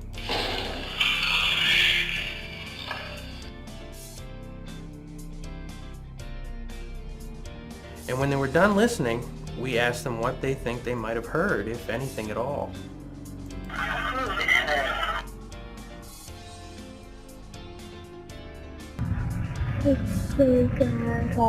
It's Me, Grandpa was recorded in a cemetery during an investigation. It's just a good example of a young child's voice. The investigator wasn't trying for anything specific at the time. He was just at a grave and said, "Does anybody here? Anybody want to say anything?" And a little boy's voice said, "It's me, Grandpa." I thought I could hear a child's voice, a little bit garbled, and I thought it was to the final point was, "Go ahead and talk." All I know is that it sounded like a child could have been saying something. I don't know what. It was totally unidentifiable. A Move Your Head EVP was collected in a Presbyterian church in Trenton, New Jersey. The investigator just sat down in a pew and turned a recorder on to note that. She made notes when she moved, and a voice, very clear woman's voice, says, "Move your head," as though she'd sat in front of somebody in the pew. It was a woman. It sounded like a woman's voice, but I couldn't make out what the woman was saying. Just couldn't. 2 sounded like it might have been an older woman saying, "Feel this hand." Damn you. The Damn You EVP was collected in a private house several years ago. It's just one that stands out as very loud and clear, and you know exactly what it is. When we play it at seminars, we don't introduce it at all. We just say, "Here's this voice," and obviously everybody knows what it is. File 3, I clearly heard someone say, "Damn you," and it was almost too clear, and it didn't seem real. That's not to say that it's not, obviously, but it was just clear as a bell. They were either saying "damn you" or "AMU," which I don't know, maybe Alabama Methodist, something. When the study was over, the results fascinating. 2 of the files were agreed upon unanimously, and the other files, while most agreed there were voices present, had difficulty hearing what exactly was said. Unless it's a really clear EVP where there's no doubt as to what's being said, it's open to interpretation a lot of times. One of the interesting things we noticed with the study was that almost everybody agreed there were voices present. And almost everybody agreed on the gender of the voices, but when it came to determining what was being said, there were only 2 files that absolutely had no question. But I think it's important to note that it wasn't just the EVPs they couldn't understand. They even had trouble understanding some of the human voices that were present. And, you know, maybe there's something to all of this, but what we need to do is we need to pay closer attention. I think that the fact that there's voices there at all are undeniable and pretty impressive, but what's the cause? I think that's the real question. Well, again, I think it's some sort of a thought energy, whether it's being specifically directed and formed somehow on the other side and produced physically here. Photographic or audio, in spite of the vast quantity of evidence historically collected by researchers, the field of paranormal study has yet to produce a single piece of universally undisputable proof. Could it be such evidence doesn't exist? Or is the problem in the hands of the researchers? Again, being a skeptic, I've met a lot of mediums. I've gone to places like spiritualist churches and so forth.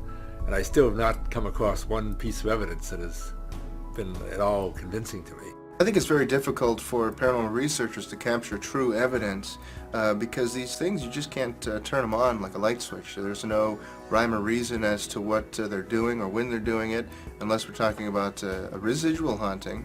But for the most part, it's very difficult to be there at the right time and get these things to interact with us and capture the evidence. Although a majority of the theories and principles purported by investigation groups have basic scientific position, they're still far from being tangible. And in spite of the hours of planning and preparation, evidence can still turn up where it's least expected. Just such a situation occurred during a joint investigation at the Colonial Inn in Yarmouthport, Massachusetts. Well, my friend Rob Tremblay of CERT Investigations called us in and wanted to confer on this haunted inn. And because Sandra and I and Andrew deal essentially with inhuman spirits, I mean, we do all facets of paranormal investigation, but our specialty is inhuman spirits. He called us in to confer and investigate with him. I saw her through here. Karen's been sensing her too. What did you see? I saw a woman out there taking care of flowers. It's just the same thing Karen explained. Full apparition? Pretty much, yeah. It was on the stairs leading to the cupola? Yeah.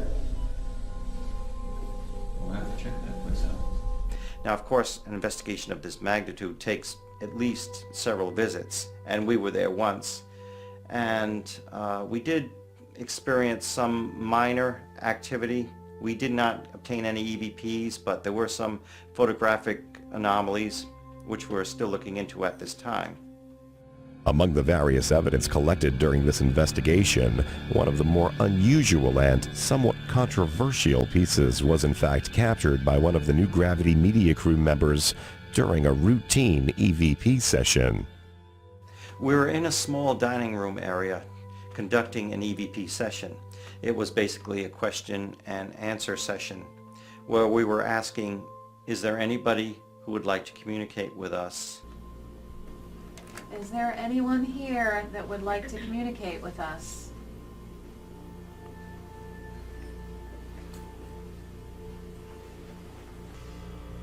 If you are here, would you appear on my hand?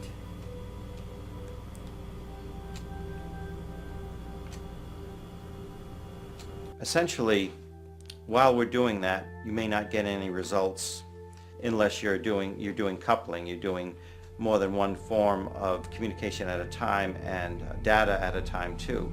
You may be videotaping as well as recording, which was going on at the time. Sandra and I were essentially using magnetic tapes to try to get answers, and our results on audio proved inconclusive. We didn't really get any answers per se.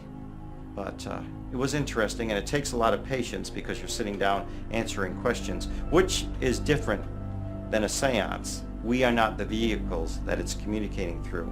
Magnetic tape is. During the EVP session, something unusual began to occur. One of the New Gravity media camera crew noticed a peculiar light anomaly around Sandra Johnson's head. Well, I was standing at the end of the table watching the EVP session, and we had about 7 people there. And at one point I looked down to the camera monitor to check the shot, and I saw these little green lights flying around Sandra's head. And they came out for a few seconds, and then they disappeared, and then they came back. And at first I'm thinking it must be a lens flare or from the lamp in the background or something like that. But when I looked closer, I could see that there were actually 3 lights, and they were all going in different directions, completely independent of each other. And that's definitely not characteristic of a lens flare from a single source. Are these lights evidence of spirit activity, or are they simply a camera malfunction? I can tell you what it's definitely not. It's definitely not an insect.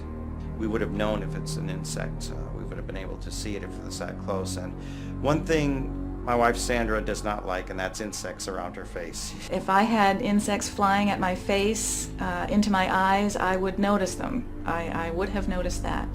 I have to say I didn't experience anything of a negative nature or even a positive nature. I didn't hear anything. I didn't see anything. Quite honestly, I saw nothing. When that was going on, I was kind of sitting in the background doing my little observation routine and just kind of feeling it out and watching as they did their EVP session, and there was nothing seen by the naked eye. I think anybody that was in that room could attest to that. I did not see anything. You know, there were no bugs flying around. There were no light glares that were obvious to me. It may have been a camera glitch. I do not know. I can't explain it. But I know it was not the result of the camera moving, because the camera was basically stationary at the time. And the anomaly wasn't conducive with the way the camera was set, and it seemed to be independent, moving on its own. As to whether the anomalies are paranormal in nature, I really don't know. It's interesting that, you know, we were asking for proof of an entity's presence. Maybe this was this entity's form of communication. It was giving us a visual sign of its presence there, because we didn't wind up recording any EVPs.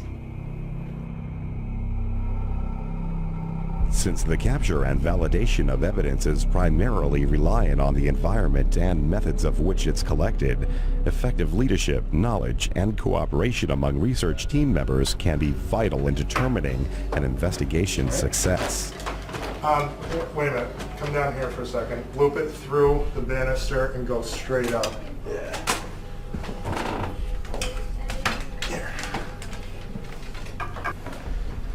Because this way you're just going right through the middle of the banisters. You got the tape? Yep. Oh, hold on a second. A significant understanding of the equipment used and an overall plan for a projected outcome is not only essential to a good investigation, it's the sign of a good investigator. I guess we could try it out and see what happens. If it doesn't work out, we can always switch it. Really, I think it just, the biggest thing it takes to be a great investigator, or to be a good investigator, would be honesty. You need to be honest. You need to be able to be honest with the people that you're working with, and you need to be able to be honest with yourself. I think in order for someone to be a good paranormal investigator, they definitely need to be of sound mind, pretty free of psychiatric trauma or physical trauma as well. You need to be able to get about. But most importantly, I think you need to have a good grasp of all your senses, and I think you need to be level-headed, and I think you need to have the ability to just relax, because a lot of times you're going to go in these places and be there for 10, 12 hours at a time and not find anything, and as long as you have a good attitude and you can be there and just have fun with it, you'll never get disappointed. The proper setup and positioning of equipment is undeniably a crucial part of almost any scientific investigation. However, knowing exactly where to place the equipment is usually nothing more than an educated guess. To deal with this contingency, investigators typically rely on the client's personal experiences and the recorded history of activity to guide them. We get there, we interview the homeowner or the family members who are involved to get a feel on what the house is about, you know, what's going on, to sort of have ideas where we should set up our cameras. You know, because like this one here, we got it. It's right, it's facing taken here. Right. Maybe if we can get one like over here and face, you know, the other open area.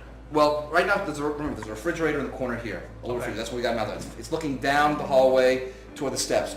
You can put another camera in this, like the camera's here on the refrigerator top. Put a second camera over here facing down the hallway. Yes, that way. yes, that's what I mean. You got it. Okay. No problem.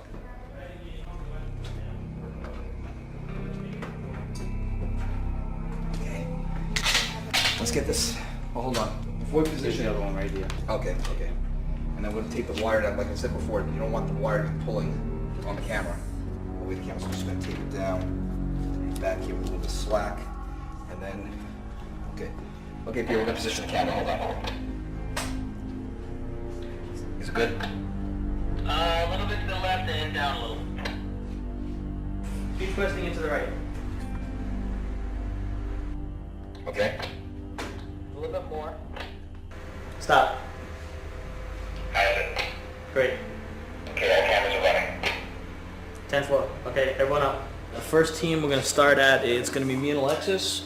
We're going to be doing the first floor in the basement. Team 2 is going to be JM and Dan. They're going to be doing the second and third floor. About a half hour or into an hour, we're going to switch teams, switch members, so that way everyone always gets to work with each other and everyone gets to go everywhere.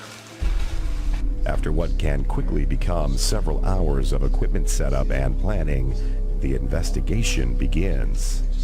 In darkened rooms with nothing but a flashlight, senses, and a various array of investigation equipment to guide them, researchers pair up in teams and patiently wait, searching for any signs of paranormal activity. Different investigators work better with certain people. Everybody has their own technique. I personally sometimes would like to taunt, and try and get the spirits going.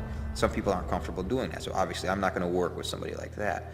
So you're gonna know who works best with each other and what their particular skill is.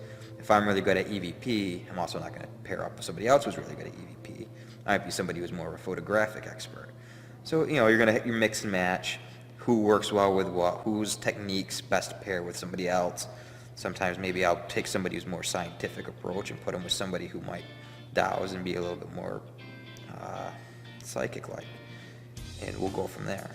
My MO generally, what I like to do is I usually have a camera on me. Sometimes I have a recorder on me. I'll take pictures once in a while, but really my MO is I like to sit and observe. This stage of the investigation can take anywhere from a few hours to an entire night without producing a single shred of evidence. In fact, most teams find that 80% of their investigations usually yield no evidence at all. But it's the rare few that do that keep them determined to continue and capture conclusive proof of the unknown. The client's in the house 24 hours a day, 7 days a week. We come in for 3 hours. So the likelihood that something's going to happen in those 3 hours is not as strong as it is for them. So we will come back and do it again. And more times than not, we'll get something on that second investigation that we didn't get the first time. During a typical investigation, researchers first establish a general base reading of the location's temperature and electromagnetic field. These base figures are useful to identify any environmental fluctuations. They are also useful to establish any correlation between environment and paranormal phenomenon should any photo or audio evidence be captured. To ensure these readings are accurate and to avoid any contamination of evidence, many find it necessary to pay close attention to the environmental impacts of their own team. Although a quiet and controlled environment is one of the primary goals of most groups, there are times when things don't always go as planned. What else was Aunt Lucy doing at home? Drinking. Drinking and having babies. Is your car? At least I have another boy at the time. The first night we went out with Lisper, everything was great, except for one totally crippling factor: the noise. The people who were running the restaurant decided to have some kind of social event right in the middle of the investigation, and not only was collecting EVPs out of the question, but the investigators couldn't even hear each other talking. It was terrible. While most would agree that any background noise can taint or destroy the audio collected on an investigation, very often the cause is not always the client. Research teams can sour their own investigations by failing to remain quiet or even by the presence of uncoordinated or uncooperative team members, a situation which has some creating strict guidelines for inclusion into their groups. You see a lot of teams out there with people that you think, why are they here? They have to talk to clients, they have to ease people's fears, they have to educate the public, and they just don't fit that mold per se. And I think the teams need to choose their members a little more carefully. When the investigation is over, the evaluation of evidence begins. What took 2 hours to record can take 4 hours to evaluate. A tedious and at times daunting task, but one that many groups find well worth the effort and essential to their reputation and credibility as paranormal researchers. Like any field of study, paranormal investigation is subject to its share of harsh criticism and derogatory accusations, not only from skeptics, but from other teams and colleagues. A problem many believe is the result of an unpopular investigation doctrine, or the failure to challenge their clients' claims for the sole purpose of sensationalizing their own reputation. I think that a lot of teams need to incorporate science into their work. They need to incorporate a skeptic into their team, make sure they keep that skeptic view. I think teams need to start trying to disprove some of the claims from these people so that they have add a little credibility to themselves. Although investigating in the dark is a typical practice of most teams, there are those who find it unnecessary, such as the members of ISIS Investigations, a spirit investigating witches coven from New York. We found that spirits don't care what time it is. Most people miss the things that happen during the day because they're so wrapped up in the mundane, getting ready to go to work, get the kids off to school. So when little things happen, they don't even pay attention. At night when they go to lay down and get comfortable and everything is quiet, that's when they notice things. But that doesn't mean it's the only time that it happens. So we do a lot, 90% of are done in the daytime, and we usually always get evidence. So. The daylight investigations and the fact that they're witches is not the only traits that make ISIS Investigations unique. They are also completely comprised of mediums. To find out if this type of demographic and technique has any bearing on the evidence collected, we decided to follow ISIS on an investigation here at the old Knox Mansion in Johnstown, New York. This large neoclassic 42-room Victorian estate was once the home of Charles and Rose Knox, creators of the famous Knox Gelatin Company. Various reports throughout the years tell of mysterious sightings of the deceased Knox family, strange voices, footsteps, and fragile items in the home being inexplicably broken.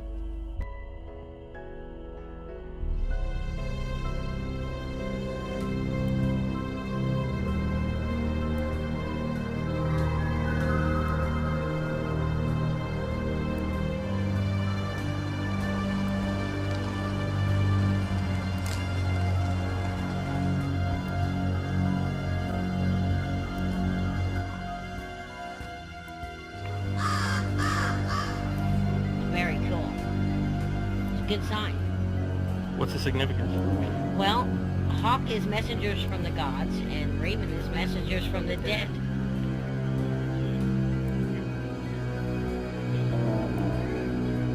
Cool. Gonna go up and ask them if it's okay if we start? Yeah. Sure.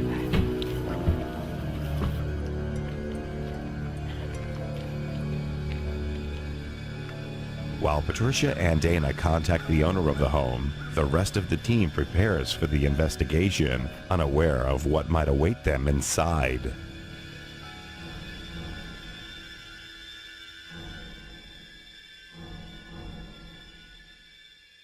Yeah, when you enter the door, this is the room you'll be in. Yeah, and we do 1, 2, then skip the library, 3, Yeah, you gotta 4, skip the library. 5, 5, and then we'll take a break, okay? Yeah, you start with the gold. Hello. Hey, darling, how are you? Gold room, so... Hey, Marty, this is Justin, Hello. Satish, Robin, Angela. We don't want them to get preconceived notions. Right. Okay. They always go in cold. Okay, guys, let's go. So gold room first, Pat?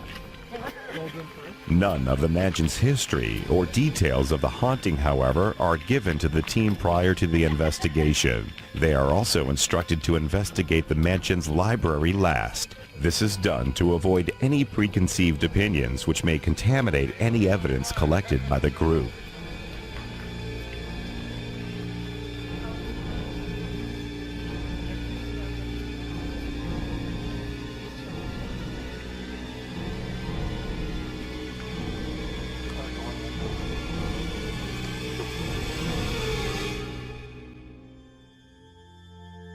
After entering the mansion and unpacking their equipment, the investigation began.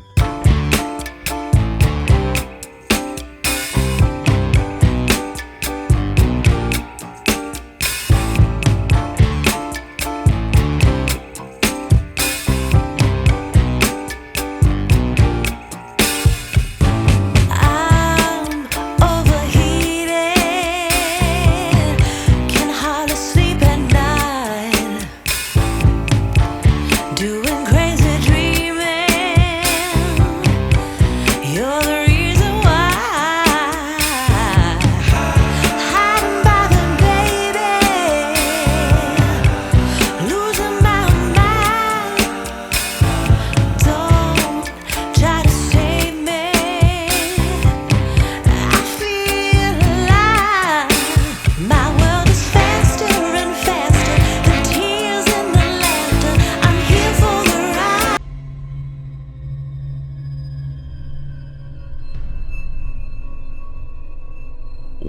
first rooms investigated was the Gold Room, named for the 18-karat gold scrolling which lines the ceiling.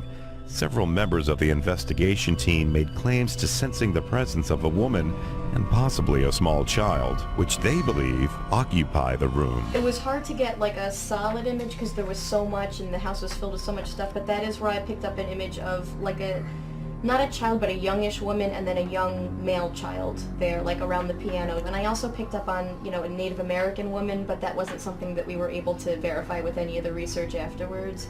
The images Angela picked up on were not only verifiable through the home's history, they were also sensed by another member of her team at a different point during the investigation. If there was any object in that room that she was most close to, it was the piano. But to say that the piano and her are connected to the house, or if she's just connected to the piano and the piano is not from the house, it was hard to differentiate or discern at that moment. Although claims of activity in the Gold Room were not able to be documented scientifically, they were reinforced by other team members who claimed to have had temperature fluctuations in and around the piano area. Actually, when I first came in here, I had a pretty good fluctuation in front of the piano.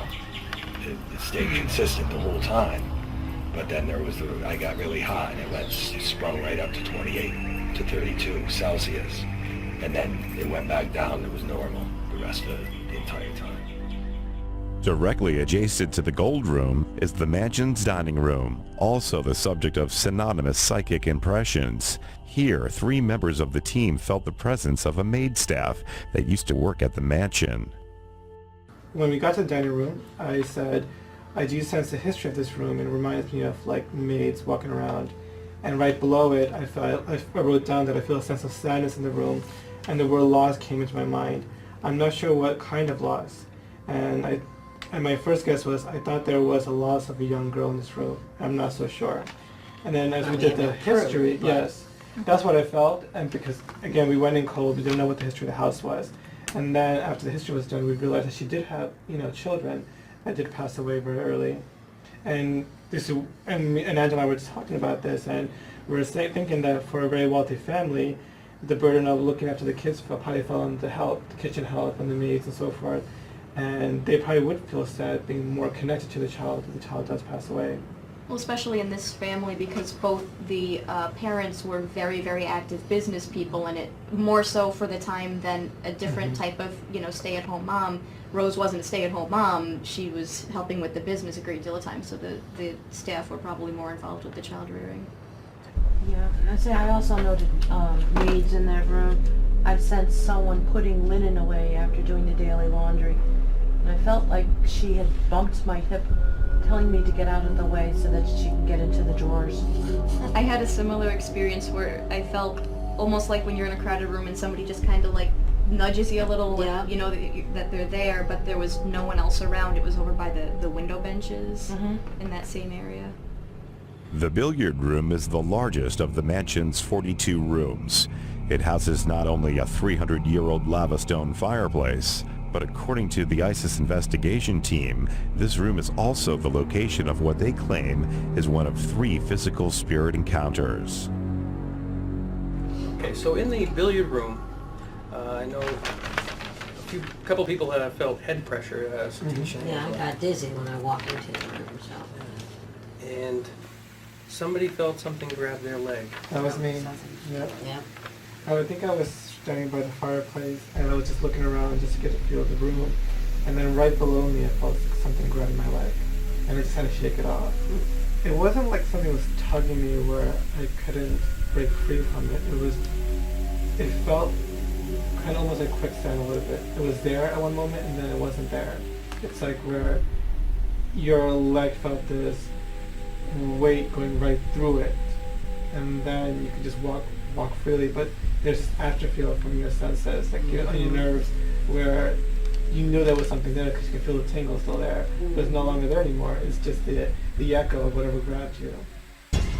The group's psychic artist Angela Kaufman also felt impressions of a presence in the room and drew this picture of who she believes to be one of the original 4 builders of the Knox Mansion. When you drew that picture, what was your impression of what you were drawing? I had no idea. I'll be really honest with you. A lot of times, especially in a house like this, there was so much going on, I had to just literally like draw first and ask questions later. And what I've learned is to try not to interpret it, because in the past I've had sites where I try to interpret, even artistically, and say, well, that doesn't quite fit with the face, and I change something, and it later, it could have been what, it's like when you change your answer on a test. So Right, second guessing yourself. you're always ends usually up bad. wrong. We're Yeah. training our investigators to trust their first Just go by instinct. instinct. Yeah. Don't Don't worry about what it second guess means you're doing. until afterwards, because by the time you get done figuring out what it means, you're going to lose it, and you won't And be able then, to finish. right, it cuts off your intuition. So I just drew the guy with the hat. It was in the billiard room, and that's the only time that I had the EMF detector that you let me borrow. I just happened to look down at the floor, and it was giving us a reading while I was drawing this guy. The billiard room was not the only place in the house where investigators were subject to physical interaction. The attic, too, presented some unusual experiences. In addition to Patricia Gardner's claim of being grabbed by the arm, Robin Evans and one of the New Gravity media crew reported an unusual experience with the attic door. I know, Robin, I remember the experience with the door. Oh, going yes. into I remember looking up and I remember seeing you just smiling with the door against your back. And I'm wondering what was going on. And I turned on the camera a little too late to capture the door moving. But can you describe what happened there? I think there was some entity there that did not want me to go in and see that disaster. I had a nauseous feeling in my stomach, and every time I tried to go through that door, it started to close. So I finally had pulled it open, and as I was going through, something was closing it. But at this point, I was already in the way of the door, so it couldn't close. And that's when, as the door had just touched my back, is when you had turned around and saw what was going on. Because my back was to the door, but yet it was still moving and there was no wind. And I saw it open back up. It moved back a little bit. That's when I turned on the camera and I took some video of the door, but I didn't see anything moving. And I tried getting a close-up of the bottom so you could really see. Yeah. I mean, that was an unexplainable thing to me. But The unexplainable is precisely what groups such as ISIS are seeking. However, what's seen and what is real can very often be two different things, adding confusion to any investigation. Just such an incident was discovered in the mansion's basement when the team encountered what appeared to be a witch's altar. can you describe what was on the table down there? Well, there was a dagger. Actually, there was a couple of daggers. There was like an empty bowl, a candle. Looks There was like a it for feather. water. That's what I noticed a feather, and I'm thinking, who keeps a feather in their basement? And that's what made me go over to it. What's the significance of these things? They like could a be mock ritual altar. too. Yeah. Right, that's what we asked him too, because that's what it looked like. Well, we know that he's conducted seances down there, according to the interview with him, and it's just not a good thing to do. What was his explanation for the table being there? A Halloween prop. Although the general assumption is that these props were planted by the owner for the specific purpose of entertainment or to garner attention, the group still had strong feelings that these items could have adverse effects on not only the haunting of the house, but on the general spiritual energy and safety of the house as a whole. After a tedious 8-hour investigation, the numerous data gathered by the team is condensed into a 9-page report containing not only the history of the Knox Mansion, but also a chronological summary of each physical or psychic event. In spite of their claim of capturing over 30 EVPs, multiple equipment failures, physical interactions, and psychic impressions, the official results of this investigation is inconclusive due to what ISIS feels is a lack of significant scientific evidence. But still, in spite of it all, their personal opinions say otherwise. We didn't get any photographic evidence. We got absolutely nothing on video.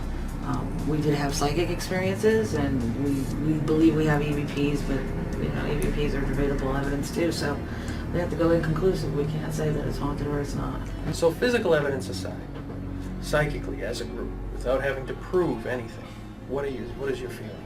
I believe it's haunted. There was a lot of activity there. And a lot of it, even on the day of the site, it's normal to wonder, like, gee, I get all these, feelings and images, and we just write them all down and worry about it later. But the last room we did, which was the library, some of my questions were answered like right away just on seeing pictures that corresponded to things that I picked up before I even had the whole history. Why we had to do the library lab. Right, Yeah. that was the last room we did. But it's definitely, I mean, things that we were feeling were verified. They were definitely psychically. verified. So actually we know the place is haunted. We just can't physically prove it because we didn't grab a ghost lasso it and get a picture. If there were a certifiable stamp, we couldn't put it on there, but we could tell people to go hang out and they'll feel something. Yeah. Right. Yeah.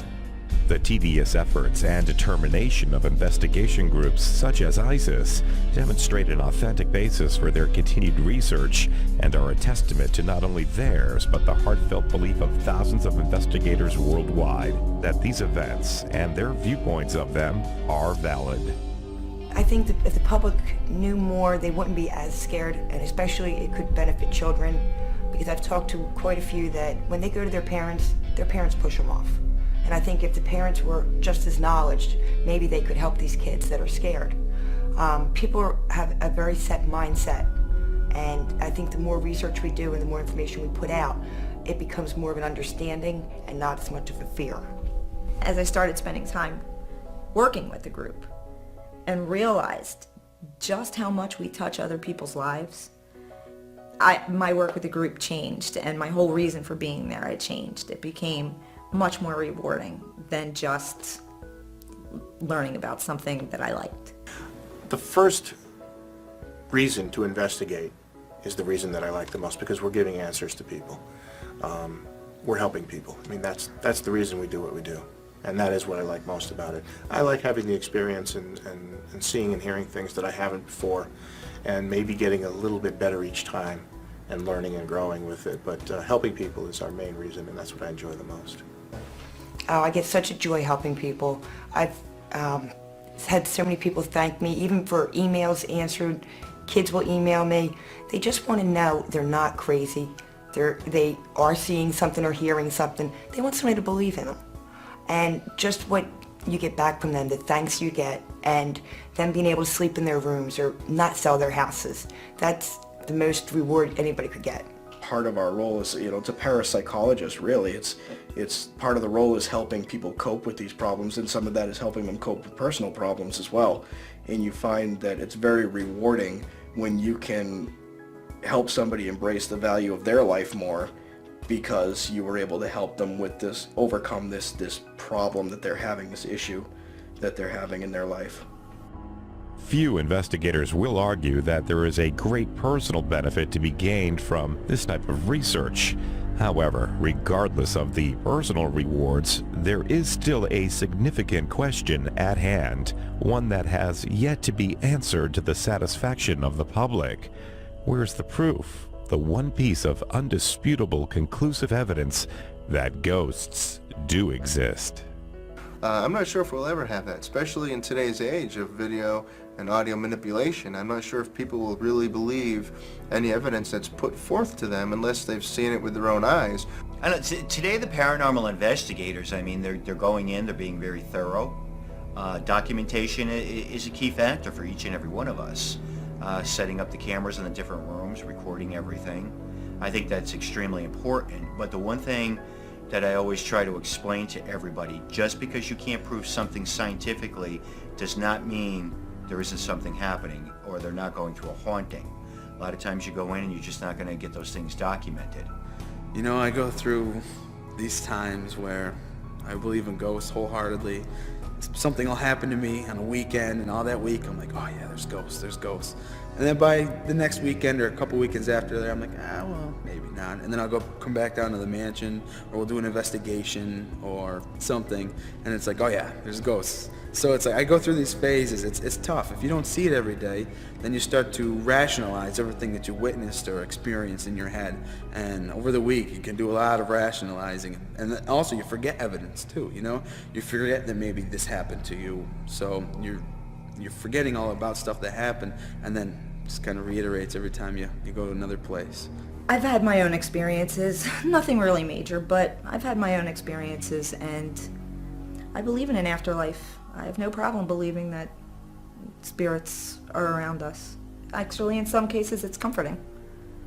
As I said, I was a total skeptic before, and now I'm not a skeptic at all. I know there's something else out there that's not explainable as yet. Please keep an open mind. Look beyond your own scope. Go outside your box, because you'd be very surprised what you will learn and what you will discover, because knowledge is a very powerful tool. In spite of the countless hours of research, analysis, and investigations conducted by thousands of groups each year, that one piece of undisputable evidence still remains to be found. Will we ever find the answer? Will the world ever know what lies beyond the grave? Those are questions that we may never outlive, but one thing is for certain. In spite of our varying opinions and differing beliefs, we will all eventually know the truth.